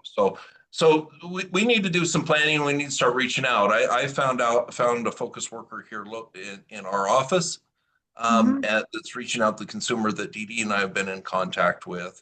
But we really need to find out what's going on there. And the SILC should be demanding that, because this is a core service for the CILs. It's a core service for our program, right? That's why we all exist. All right. Thank you, John. And then I do want to say that we do partner. We've had about 3 meetings with Money Follows the Person. They did advise that they were just getting established, and they did actually do 2 transitions this year. And then, so like you, we want to partner for the aftercare, because our service doesn't end, after a plan or a goal is met. But okay, John, let's you and I let's get our old team back together and get the CILs and all of us together. And Lori Tutu is a wealth of information. Thank you. Okay, Dawn, go ahead. Dawn Lyons, just real quick, just so you know that Dawn that was previously running that program is not the same Dawn as me. And that I really appreciate you mentioning that, John, because that's the first we've heard that, actually. So I appreciate that being brought to our attention. I think that what's happened is those programs have moved, and with the moving, institutional knowledge goes. When you look back and you think about having yearly in-services with these programs, we used to have a yearly in-service with the physical disability waiver, and now I'm in the same agency, and I wouldn't even know who to email. Right, I've almost got to go and email some supervisor to find out it kind of alluded to that. The days of the little office disability services where you were getting things accomplished and you could get things done and kind of have been pushed aside. We need to get back to that. We need to start demanding what are these programs doing and how are they doing it, and then make those things happen, right? Make those. I think twice an in-service twice a year isn't a hard thing for anybody. So, thank you. Sorry, I had to unmute myself. John, and Don, I have no idea what money to follow the person is. I've never heard of it until you guys just mentioned it. So maybe I'm behind times, but I take that back. Dee Dee did mention it to me one time, and I don't remember anything about it. This is Dawn Lyons. I think it's a good idea for us to invite the new people involved in those programs to our meeting to introduce themselves and tell us about their programs. And Dee Dee has her hand up, but then we should really need to kind of hurry to get to our break. Okay, Dee Dee, we'll get right back to you. Let me have anybody that's new here or anybody that is wanting to become a member.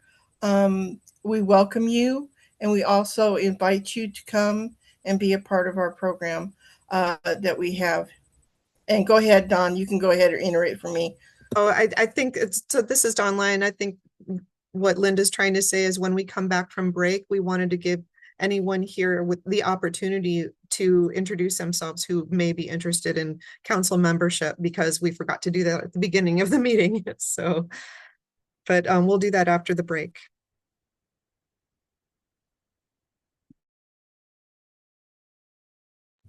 Dee Dee, go ahead if you have something to say.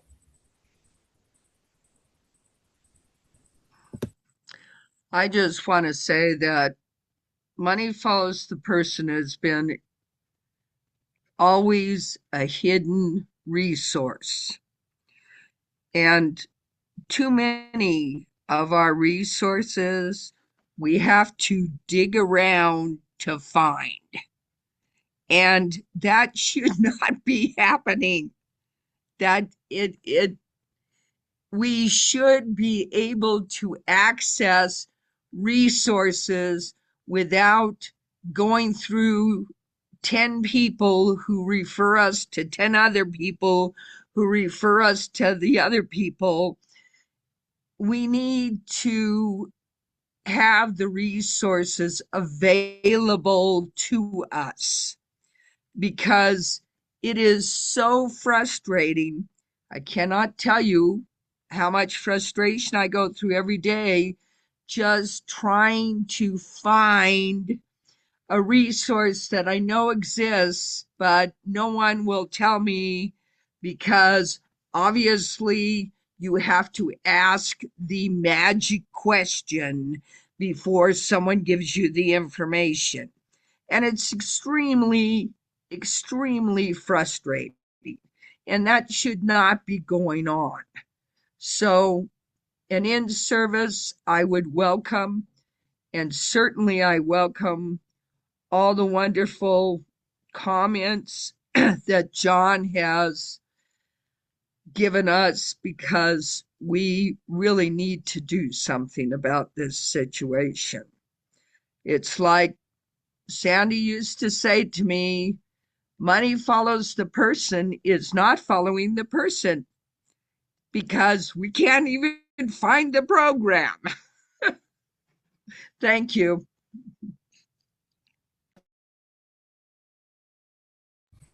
Thank you, Dee Dee. I think we're going to go ahead and take a 10-minute break, and then we'll come back. So at 3 o'clock, is that 3 o'clock? We'll be back here at 3 o'clock, and we'll see you then. Good afternoon. Unmuted myself. Good afternoon. This is the last part of our meeting. We're going to go as far as we can, Dawn, because we have quite a bit here to go over still. Yeah, the first thing I think we said we would do was allow people to introduce So themselves. go ahead. I'm going to let you do that. Okay, so this is Dawn Lyons. I don't have anyone to introduce, but if there is anyone on the line or here present at our meeting who would like to introduce themselves as being interested in becoming a member, feel free to do so right now. Or anybody that's just visiting with somebody, that'd be great too.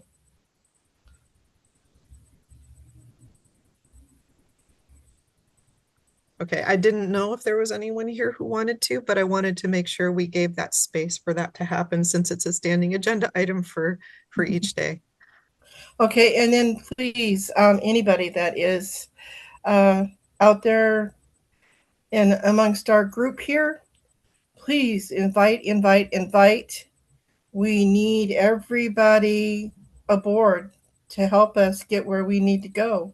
And y'all know what that means. And I have people that are interested, but they are semi-interested until I get started on what's going on. Then they are like, okay, maybe. And then you just have to keep going. But anyways, let's go ahead and go on with our next agenda item, which is Agenda 11E, which is the NSRC for their update. Is there anybody here to speak for the NSRC? Well, this is Dawn Lyons, and what was I going to say? Now I can't remember. It was about the last thing we were talking about. Shoot, I'm sorry, I forgot. I lost my That's train. okay. So there's nobody from the State Rehabilitation Counseling that Oh, is yeah, able to. there is, but I was trying to think of there was something before Oh, that I wanted to say, okay. but I couldn't remember. I think basically I just wanted to thank John for providing his report because we didn't Oh, close definitely. that Thank loop. you, John. But thank you. We really appreciate all your input, John, and all your vast knowledge of the history of independent living in Nevada has really been helpful throughout the years. So I just want to say how much I appreciate you.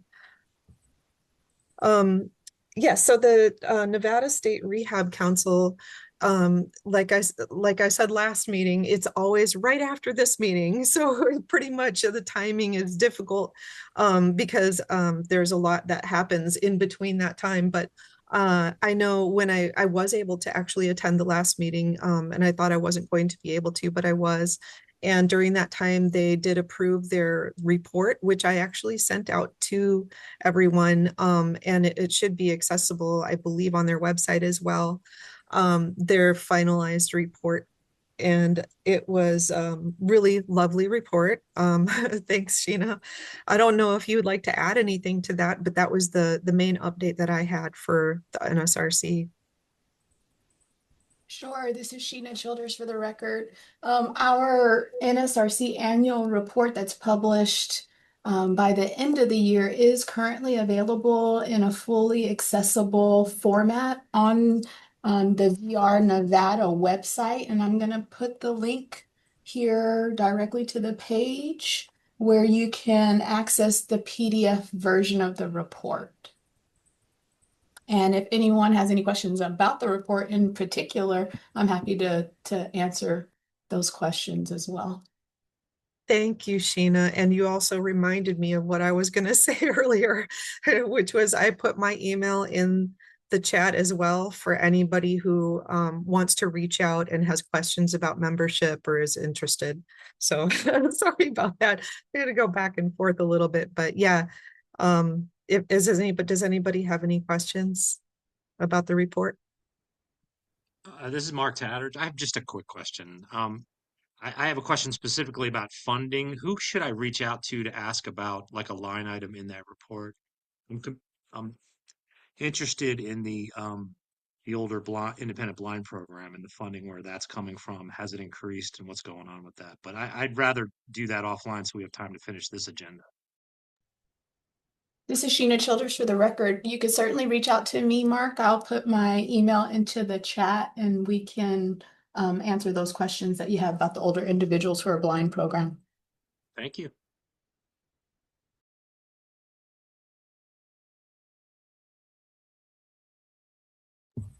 Are there any questions? Any further questions? Okay, this is Linda Vejvoda for the record. We are moving on to aging and disability update. Is there anybody to comment on the update for that one? Yes. Hi, Linda. This is Lori Lutu from ADSD. For the record, just a couple of brief announcements. So we've had a few new team members, and one is what you guys had talked about with Money Follows the Person. We have a new project director for MFP. Her name is Sonia Geyer. And certainly if you want any assistance with either presentations or whatever it is that you're looking for, I can assist with whatever is needed with them and with focus as well for your next meeting, if that's what you would like. We also have a new planning chief. Her name is Jamie Ahumada. So I think we talked last time that Cheyenne Pasquale had been promoted to our agency manager. And so Jamie has come back to ADSD as our planning chief. She was with the state previously, left for a few years, and is now back in that capacity. So we're glad to have her on board. And then the only other update that I wanted to give is just be on the lookout over the next couple of weeks. We're going to be putting together a short kind of how-to training or education and information for legislation, how to, for people who subrecipients or community members or partners that might be interested in learning a little bit more about the legislative process, but also just some maybe ideas on how to approach legislators or just, some nuances of that. So we're going to be sending out the dates when we'll be holding that. It'll probably be later February and early March. We'll have several sessions. So hopefully people who are interested have the availability at one of those. But just wanted to give a heads up that we'll be sending that invite out here in the next couple of weeks. So that's all I really have right now. Is there any questions? This is Dawn Lyons. Sorry, Lori, I may have missed you mentioning this, and forgive me if I did, but did you happen to mention the new attorney rights special or attorney rights, Shauna, I can't think of her last name. Oh, Shauna Brennan. Yeah, I think that that her executive assistant sent out an email to Aging and Disability Services to request to be to introduce herself in our meeting, but we never received that, so I wasn't sure if she had reached out to you. I apologize. I'd have to go back and look. I know she has expressed interest in providing more information out to our groups, and so I'll make sure for the next meeting that we get them here to be able to introduce as well. So I apologize for that. No, that's okay. This is Dawn Lyons. I just wanted to make sure. I also wanted to check if that was indeed what she wanted to do, is just introduce herself. So I wasn't sure. Okay. Yeah, sorry, Lori Lutu for the record. I can connect with her team and with her and just kind of verify. And likewise, though, if there is more, if it was just to introduce, but you wanted more detailed information about their office and what they do, then we can definitely invite them for a more formal presentation as well, if that's something that you'd be interested in. So this is Dawn Lyons. I'm not necessarily sure that was the SILC's intention. I just didn't know what her office's intention was, or what information they wanted to provide to the SILC. So if we could just get that clarified, that would be great. Absolutely. Lori Lutu for the record, I will get that clarification and I can send that to you, Dawn, and then you can just let me know from there. Right. Thank you, Lori. Let's see does anybody else have any more questions or concerns for Lori? I mean, she's right here. Well, this is Dawn Lyons, actually. Okay. I do. I just realized that you just introduced the new program specialist for the Money Follows the Person program. Almost tripped over my words. And I was just wondering if maybe it would be a good idea if we could ask you to ask Money Follows the Person and focus program people to maybe join us for our next meeting and give us a little background on the programs and what Yeah. they're doing, that would be awesome. Yes, definitely. I will reach out to them and make sure that they're and just double check their availability. I'll let them know when the next dates are and make sure we can get them here, or somebody from their team, if not the leads for them, somebody who could provide more information to you guys. Awesome. Thank you so much. You're welcome. Thank you, Lori. Is there any more questions for Miss Lori? Okay, we're going to go ahead and move on. Dawn, do you want to take this next update? Yeah, so this is Dawn Lyons. I just want to say we don't have funding to send a whole lot of people for traveling right now, but National Silk is expecting to have their conference in Florida in March, and I did sign up for the early registration just in case we were able to get our money, which we did. And the state also helps with a little bit of funding towards our travel. So I will attend the National Silk Conference, or Silk Congress as we call it. We could potentially send one other person if they're interested in going. So I'd like to open that up right now if anyone is interested, that we could get you registered. I've already registered. Early bird is already over, but I believe that the other regular registration is only $100 more anyway. There's another potential there was another potential disability conference. It's an international disability conference in Hawaii, but since we are looking at funding constraints anyway, Julie informed me that it would probably be best not to send anyone to that one at this time. So and I agree with her. But I wanted to let everybody know in case we can get in touch with anybody else who is going that we know, that we could maybe bring information back to our council about that conference, because it really does sound like an awesome conference to attend. It's an international disability conference, and so I'm interested to find out. And since it's in Hawaii, I can also reach out to Hawaii Silk, whom I've connected with in the past and been able to create a relationship there, and see if they can provide us with any information about that after they've attended, because I'm sure they'll be going since it's right there in their hometown. It's on the same island. So anyway, that's all I have regarding conferences, upcoming events, mostly because of our budget. There actually is a grand opening for CSD Works Nevada. They're having an open house, and on Monday, January 12th, 2026. 3763 Howard Hughes Parkway in Las Vegas. And if you're in between 3 and 7 p.m. So if you're interested in going, you can feel free to reach out to me, and I can give you the details on that.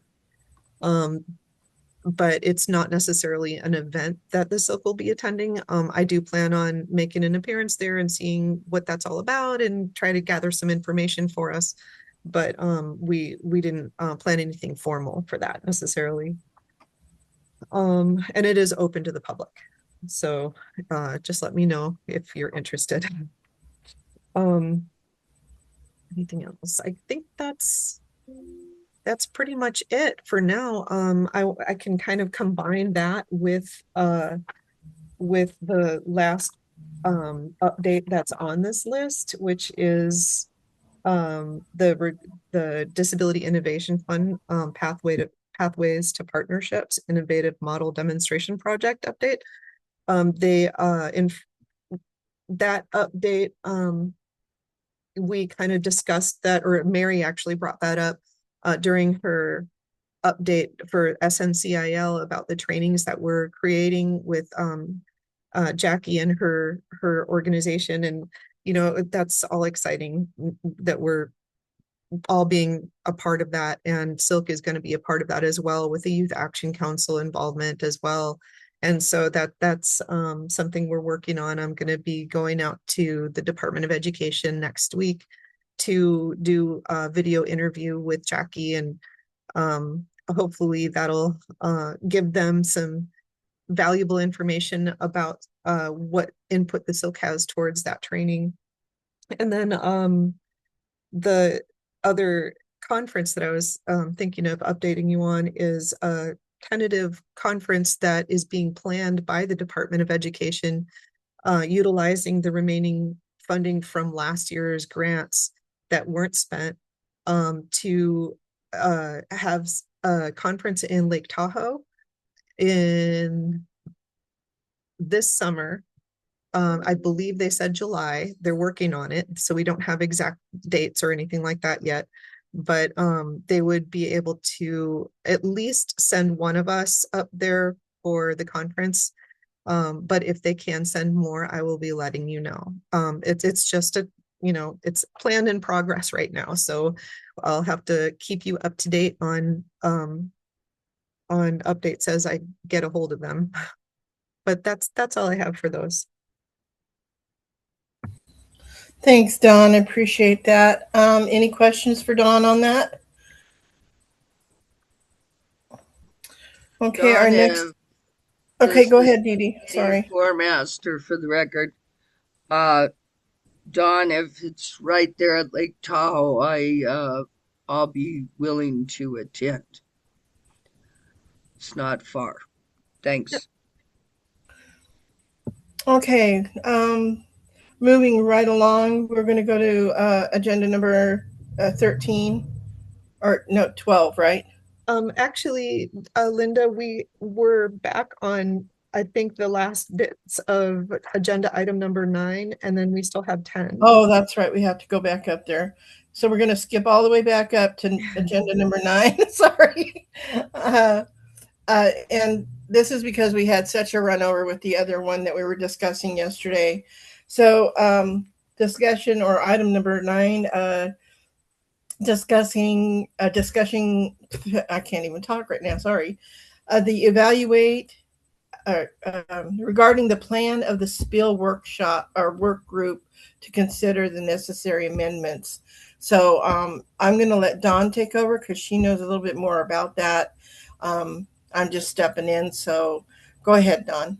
Thank you, Linda. This is Dawn Lyons. I just to wrap that item up, basically, I wanted to get an idea about the budget before we moved into planning our spill work group. And since we've completed that topic and we're going to revisit that at our next meeting, I propose that we go ahead and plan our first spill work group meeting for after the next SILC meeting. Since our next meeting is going to be in April, I suggest we have our first spill work group in May, and that would get us get the ball rolling quickly, so to speak, at that point, because we've got a whole, usually it takes approximately a year to get all of our ducks in a row to make sure we have our spill draft complete and ready to go for the public, or I mean to submit to ACL for approval. Sorry. Does that sound good to everybody else? I don't think we need to take a vote on that necessarily. I just like input. Does that sound reasonable? Can you let everybody know? This is Linda Vivota for the record. Can you let everybody know who is on the spill committee right now? And if anybody wants to, can anybody join that? Yeah, so this is Dawn Lyons. We don't have anybody listed, so to speak, as far as who can be a participant of the spill work group. Lisa's asking what dates in April, and I suggested May because our SILC meeting is in April. I don't have any specific dates in mind yet, but what I can do is I can take people's interest in becoming a spill work group member. I can utilize the list from the previous spill that we submitted and that was approved from ACL. For the people who helped with that work group, I can also invite them back. And then anybody else who's interested, I can add their names as well. I can also send out an email to all our interested parties and other stakeholders that we are partners with in the community to let them know once we have a date to invite them as well. And then once everybody's at the meeting, I can take a roll call of who would like to be a continuing participant, and then we can go from there. I think that's probably the best way to do it so that we get as much input as possible from everyone that has something to contribute and who would like to. Does that sound reasonable to everybody? Lisa's wanting to know what the April SILC meeting dates are. Oh, is it not on our It's April, agenda? isn't it April 7th? I could be wrong. Don't quote me on that, Lisa. Oh, nope. Okay. So it's on our agenda on number 16. It's the next meeting dates are April 8th and 9th. Oh, I was a day off. Okay, and then Margaret is interested in enjoying the silk or the spill. Okay. Okay. Gotcha, Margaret. I'll make sure you're invited. And what I'll do is I'll send anyone who expresses their interest to me, sends me an email, calls me, texts me, whatever you want to do to let me know you'd like to be included. I'll make sure you get a doodle poll invite so that we can all choose a good date that works for all of us. Okay. Are there any questions for Dawn on the spill work group? This is Dee Dee Formaster for the record. Dawn, I'd really like to be on that spill work group. So, thanks. Okay. Any more questions? Any more volunteers? If not, we'll go right into the next one, which is number 10, which is the discussion, evaluation, and making recommendations regarding the progress of action items in the federal fiscal year for 25 to 27 state plan for independent living, which is SPIL, as approved by the administration for community living, ACL. And this also is to include the data review discussion and proposal regarding the SILs and the potential MOU for services with RCIL.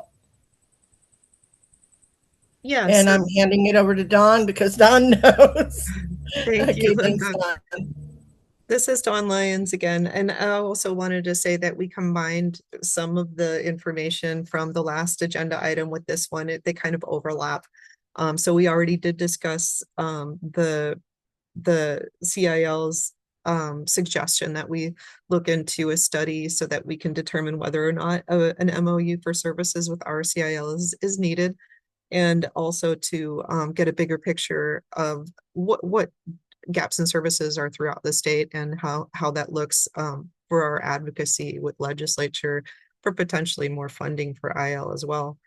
So we did come to that conclusion. We did take a vote on that. And so I'll be working with the spill. I will be working to draft a new draft budget for our next SILC meeting and come back with some data about the study and see if I can get more quotes and all that stuff so we have a better idea of what draft budget should actually look like. It looks like we're going to be working on that during our spill amendment as well. And because I'm sure we'll have other input as well, and we'll have to take every other things into consideration later, but at least we'll have something to get started with by the next meeting. And then as far as our progress goes, we were supposed to meet to discuss the medical issues for people with disabilities in February, and I'm still planning on getting that together. I haven't I haven't yet, but that's because I've had a lot on my plate, but I will be sending out a doodle poll for that, and we can get that organized pretty quickly. And then as far as the rest of our goals go, or our objectives, we are on track except for our evaluation of our DSE. And I think that there's a few other things in there that we really need to kind of wait and see what our amended spill is going to include and what it's not going to include at this point, because we may have some changes to all of those goals and objectives as well. So I don't know that it's a good idea to tackle all those things at the same time we're trying to change our spill, if that makes sense. So we did keep up with everything in the first year, and since we're going to be needing to change our budget and everything for the second and third year, my suggestion is let's put a hold on, the progress of the ones that we already scheduled and make sure that they're still going to remain in our spill for the next spill amendment that we do before we actually work on them. Except for the ones we've started. Like I said, the medical for people with disabilities, will continue with that one because that one's important, and I don't think that one's going to go away as far as goals go. So we'll take care of that. Is there anything that anyone else can think of in our objectives or indicators that I've forgotten about or that they think we should address?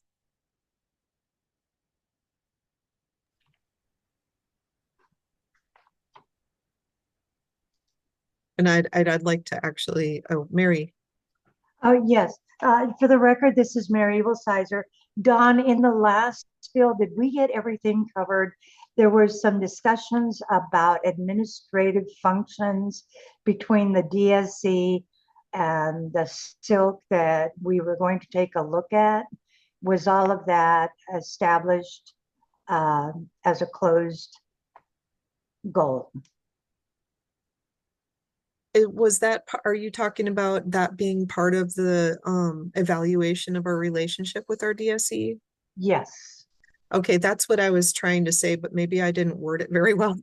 Okay. I apologize if I confused anyone. But I was thinking that since we are a 501c3 and we're looking at potentially a whole different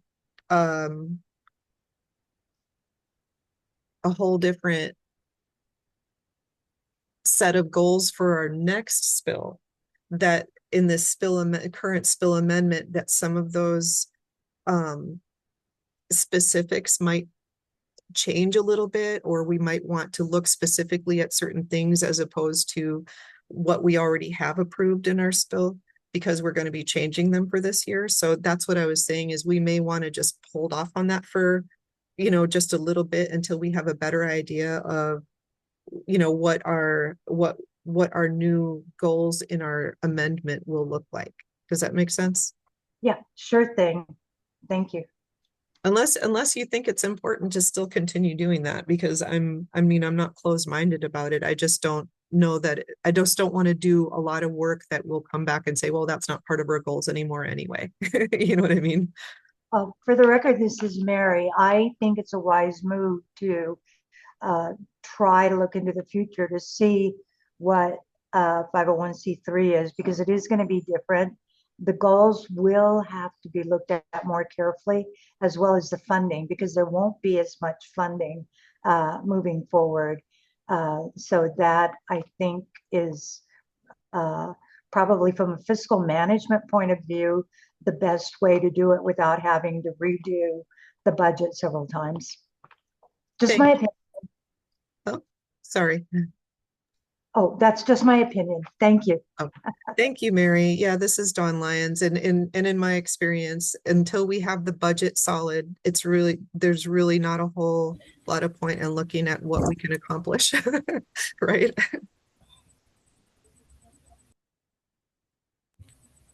Are there any more questions for Dawn?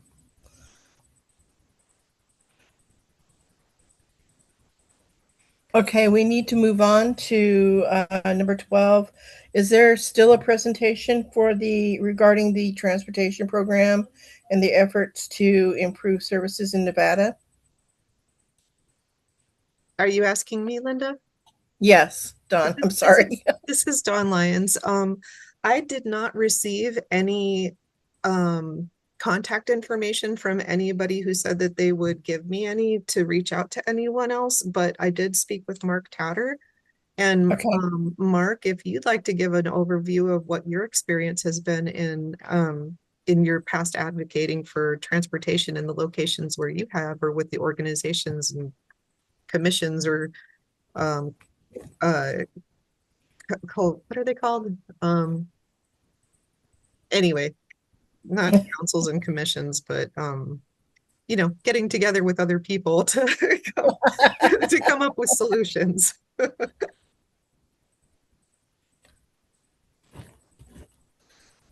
Is Mark still here? Oh, is he? Yes. Okay. He must be away from his desk.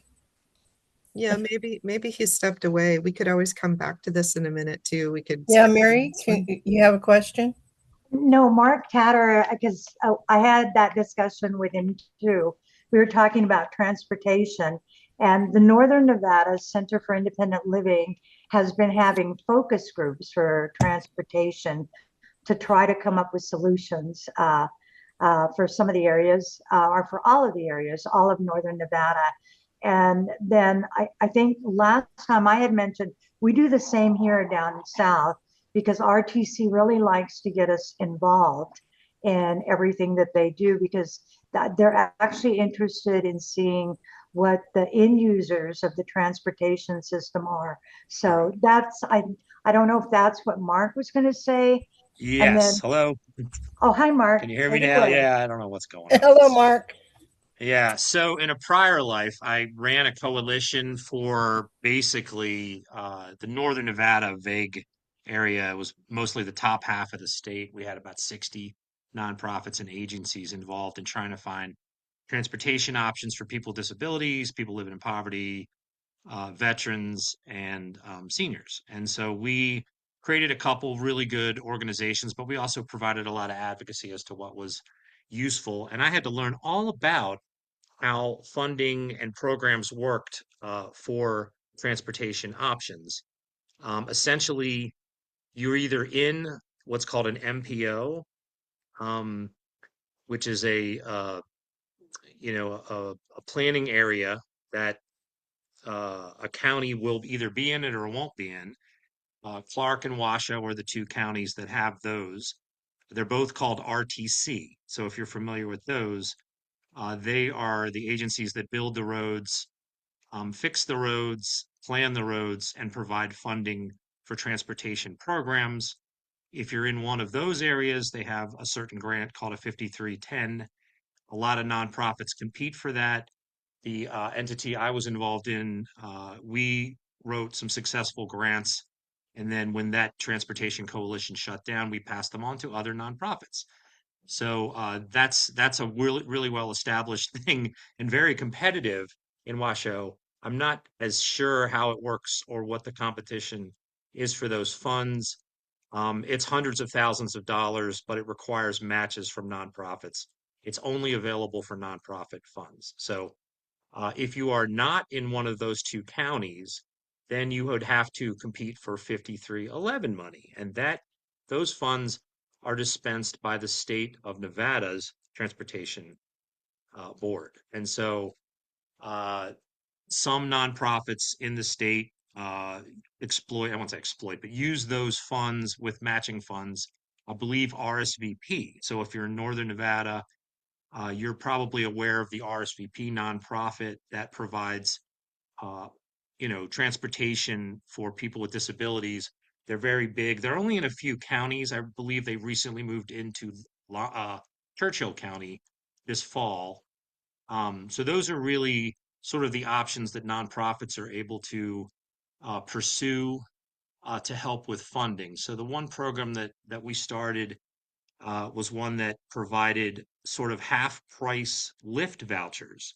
So a person with a disability, a senior, a veteran, or a person with a disability could buy uh, $160 worth of Lyft vouchers for 80. Actually, initially it was 25%. So for what would that be? $40, you could get $160 worth of rides for whenever you wanted, wherever you wanted in the county that you lived in Washoe County. So there's, programs like that exist and can be, uh, pursued. There's a whole process of grants writing and coming up with the matching funds and things like that. Um, some counties and cities have sort of programs that they allow for transportation complimentary paratransit if you have a fixed ride bus system in your county and it has a transit agency that's operating it. They are required by the American Disabilities Act to provide complimentary paratransit in Washoe and Clark. That means if you live or are going to a place within 3/4 of a mile from an existing fixed bus line, you're required to be able to get sort of the wheelchair access van to pick you up and take you to where you need to go. And there's all sorts of rules for that. If you live outside of a county that has a transit line, it gets a little more challenging and difficult. Some counties, like Douglas County, have a program called DART, which is great. They love their acronyms. Douglas Area Regional Transit. It's basically a bus. They'll pick people up and take them mostly to the senior center in Gardnerville. Carson City also operates a program which is called the Jack Bus, jump around Carson. And they also have a complimentary paratransit that they will use. These fees are reasonably low, usually within $1, $2, $3 anywhere in the state. Other counties may have programs. In Elko, they have some kind of transportation. The last time I checked into it, it was a cab that was available. And the last time I heard, it was available till 4 p.m. It was an accessible cab, though, so a wheelchair could get in it, a scooter could ride in there, and that would be available. And then once you get outside of that, unless you have Uber or a Lyft system operating there, like Pahrump may have, depending on the time of day. Some of the vehicles operating in the Pahrump area are accessible to wheelchairs. They also will provide transportation into Las Vegas area because you pay them, they'll take you wherever you want to go. And then most counties, at least every county I've run into, has some sort of emergency medical transport that can take you into one of the nearby cities, including Salt Lake City. But Las Vegas and the Reno area are typically that. Those are simply for medical transport. So they're not exactly focused on independent living, although I've heard sometimes folks will use that transportation system and then they might be able to be dropped off to get medications at something like a Walmart where they would be able to do a little bit of shopping or something else. But yeah, it's fairly sparse. The frontier counties are very challenged by that, but there are nonprofits that exist. There's veterans groups. The Lions Club operates some things once in a while. They come and go. But yeah, typically a ride in a vehicle is sometimes attainable, but often a transportation in a wheelchair accessible van, on the other hand, is sort of the trickiest part there. And when I was running the coalition, the Sierra Nevada Transportation Coalition, we spent a tremendous amount of time trying to find a way to set that up with funding. And we were working on it. And then I offered an opportunity I couldn't refuse. And that's when I moved over here to the Center for Independent Living. But that's basically an overview of transportation options we have. And often people who live in the frontier counties and some of the rural counties are very challenged by this. And it doesn't help out that many of our smaller towns and counties have basically, ancient infrastructure. Their sidewalks might not be accessible to people who want to roll or people that want to walk with a cane or have balance issues. Famously, Pahrump doesn't have sidewalks at all. I checked. So that makes it even more challenging if you can't find, a wheelchair accessible van to get you where you need to go. So basically, that's kind of a quick and dirty overview I would give. So I don't know. I could just open it up for questions or if anyone has any other comments. My information's a little out of date, but that's what I can tell you for now. Okay, Mark, I apologize ahead of time. We've all got transportation questions because we all live where I'm at, and I know Marguerite's probably going to bombard you with something that is very concerning. Nope. But my thing is not my question, but is how do we get our county to extend the hours for busing? Because there's elderly here in Carson City that work after 6 o'clock, and there's no transportation for them. They have to pay for a cab, and it's not right. Yeah. So, well, one of the things we do here at our center is Carson City does have an Uber program. There are drivers there. I regularly take Ubers to and from Carson City. Sometimes you got to wait a little bit. I'm not sure what happens at night, honestly. But we do that training. Of course, the Uber drivers they use their own cars, so they almost certainly don't Right. have wheelchair accessible van. So that's a problem. But that is a possibility. There is a program called, I think it's called Go Grandparent. If a person does not have smartphone, they can use basically a system to call a landline phone to a dispatcher who will send an Uber to pick up the person. And this all has to be set up ahead of time with an account. They charge a little bit of a commission, but they will give you a ride. So Hang there's on, a Bob. lot of variables there. Come here. So that could be an option, but you can check into it. Go Grandparent is the name of that program, which is a great way for people that aren't technically savvy or don't have an iPhone or Okay, I might get with you, Mark, later on and talk to you about that. Margaret, go ahead with your question. Okay, so Mark knows Elko County bus comes out to the counties for veterans. Veterans, seniors are all free. There is no taxi. There's very few Uber drivers or anything else like that. You are on your own if you need something from the hospital home. Yeah. RSVP and the Veteran Services trying to work through the transportation, there's a glitch in the system. The only one who's allowed to go over state lines is the Veteran Services. RSVP has to stop because of the interstate transportation from go to Twin Falls to Salt Lake. So that stops them right in their track.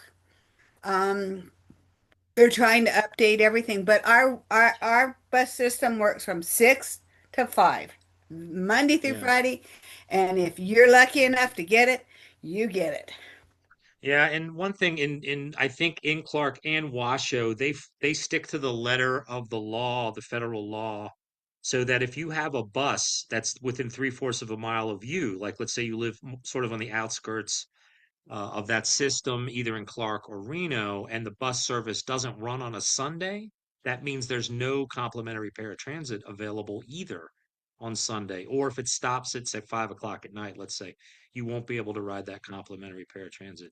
That's Um, right. It I, wasn't our until I started. programs, Yeah, the programs that we started in Washoe were directly because we were kind of fired up. We thought we could do better.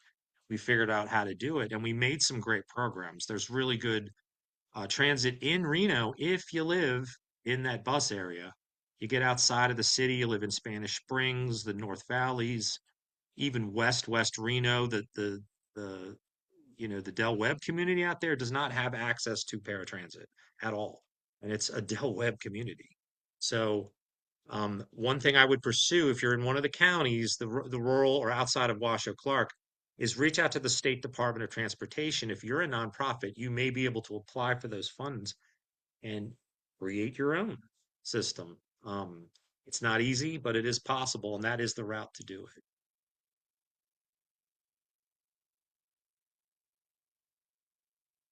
So, are there any other questions?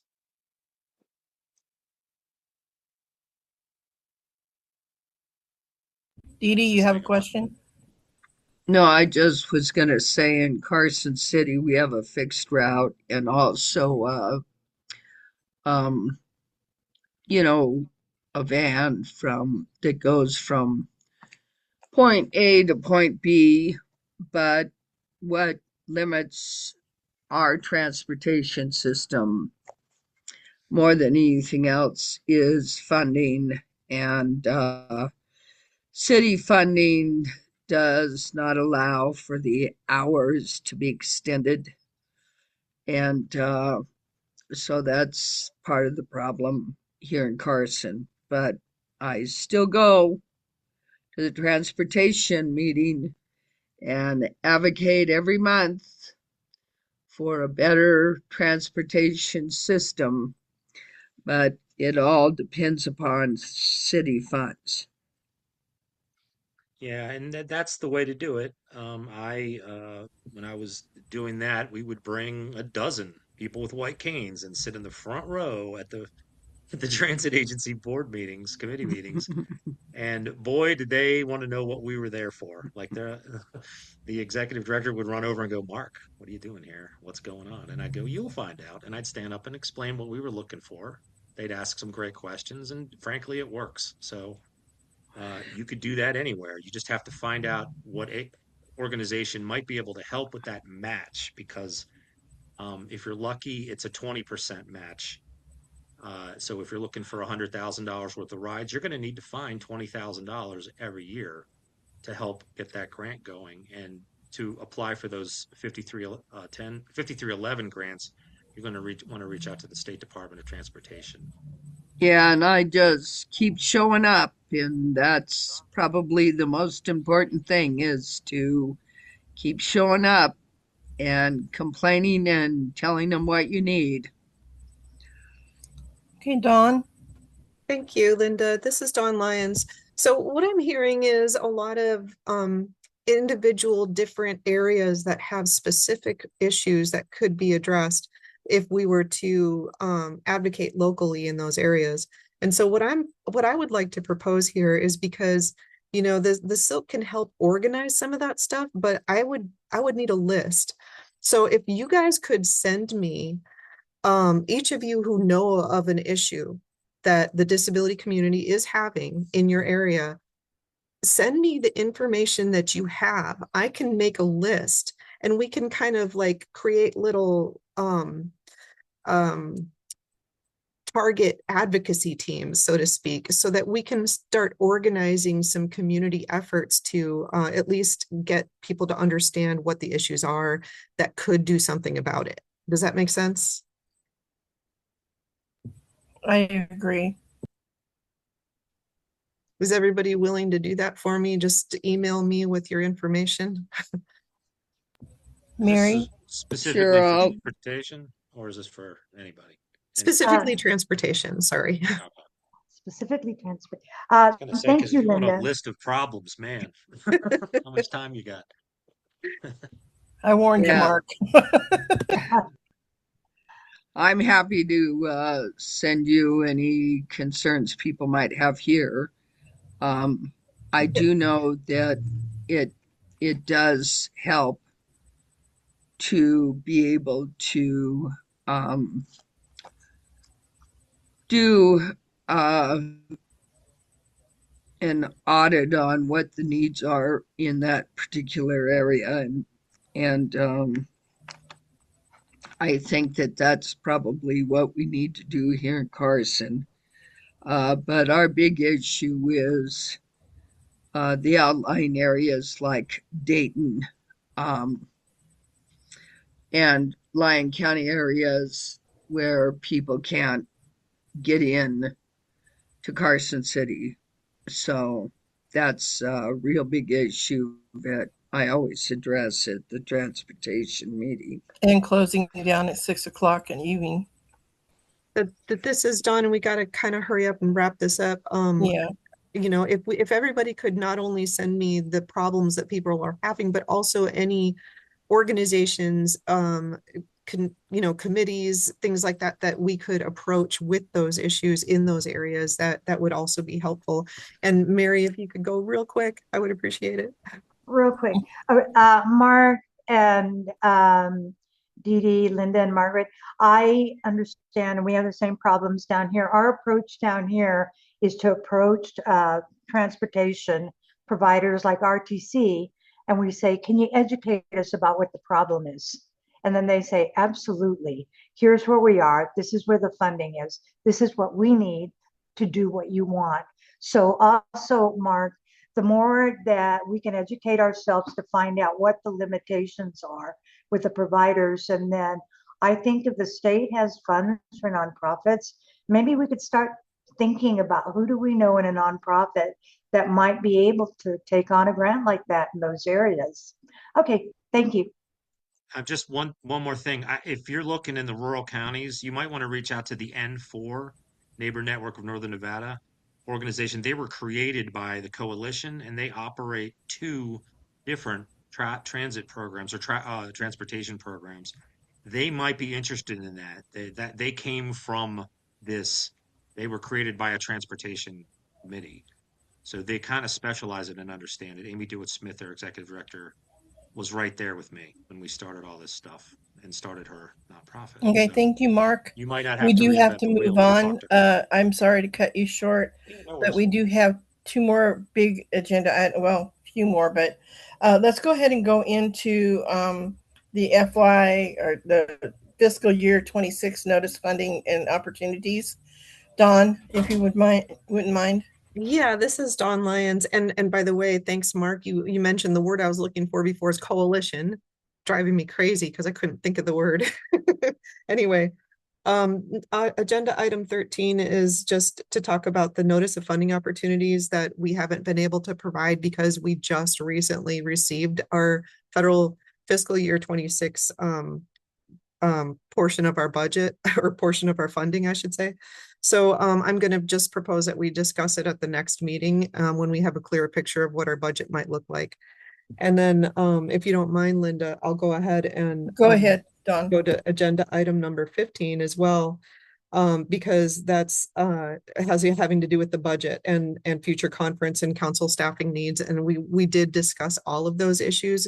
So if anyone has any questions, I could answer them now. But other than that, I think we've addressed all of those and other agenda items. Is like I said, a lot of them have overlapped. So that pretty much leaves us enough time to take some public comment before we conclude our meeting. So that's and we've got our last agenda item number 16 talking about our next meeting date on April 8th and 9th of 2026 and any future meeting agenda items. But Dee Dee, you still have your hand up. Did you have a question regarding agenda 13, 15, or 16?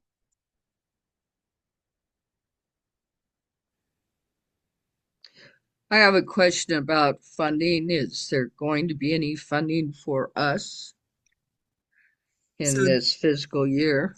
This is Dawn Lyons for the record. The SILC is going to have to take a vote on that next meeting. But like I said, that's only because the SILC decided to push the decision, the last final decision about the budget until the next meeting when we find out more about what kind of a study we can get and at what cost.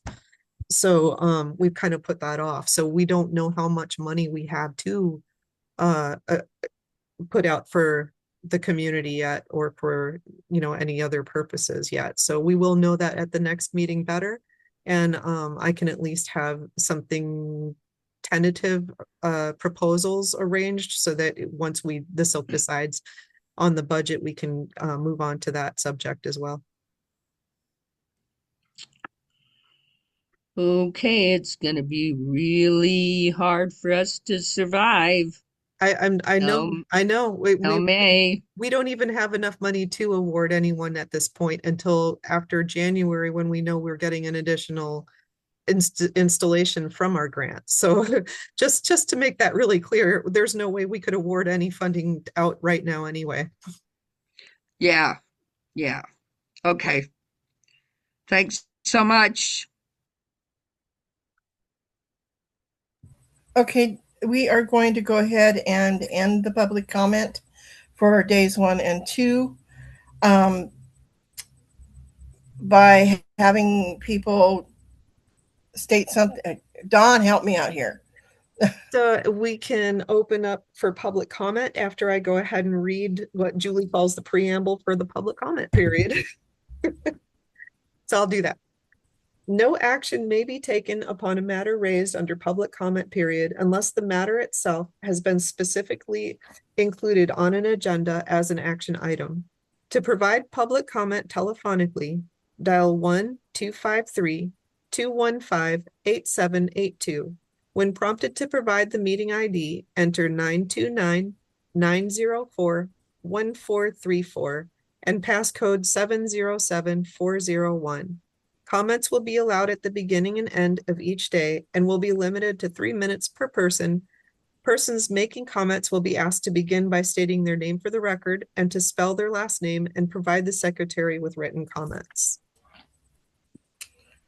Okay, and I don't mean to rush everybody, but we have 4 minutes. Anybody have a comment or a concern? I have a concern. This is Dee Dee Formaster for the record. I'll take about 2 minutes. It's really important to remember for the SILC, to remember that funding in the rural areas is absolutely vital, because funding that is not extended to the rural areas will mean that all those people in the rural areas will not have accessibility to the really important independent living resources that RCIL provides, and will leave a lot of people out in the cold. So just want to mention that. I'll hurry. Goodbye. Thank you, Dee Dee. Any other public comments?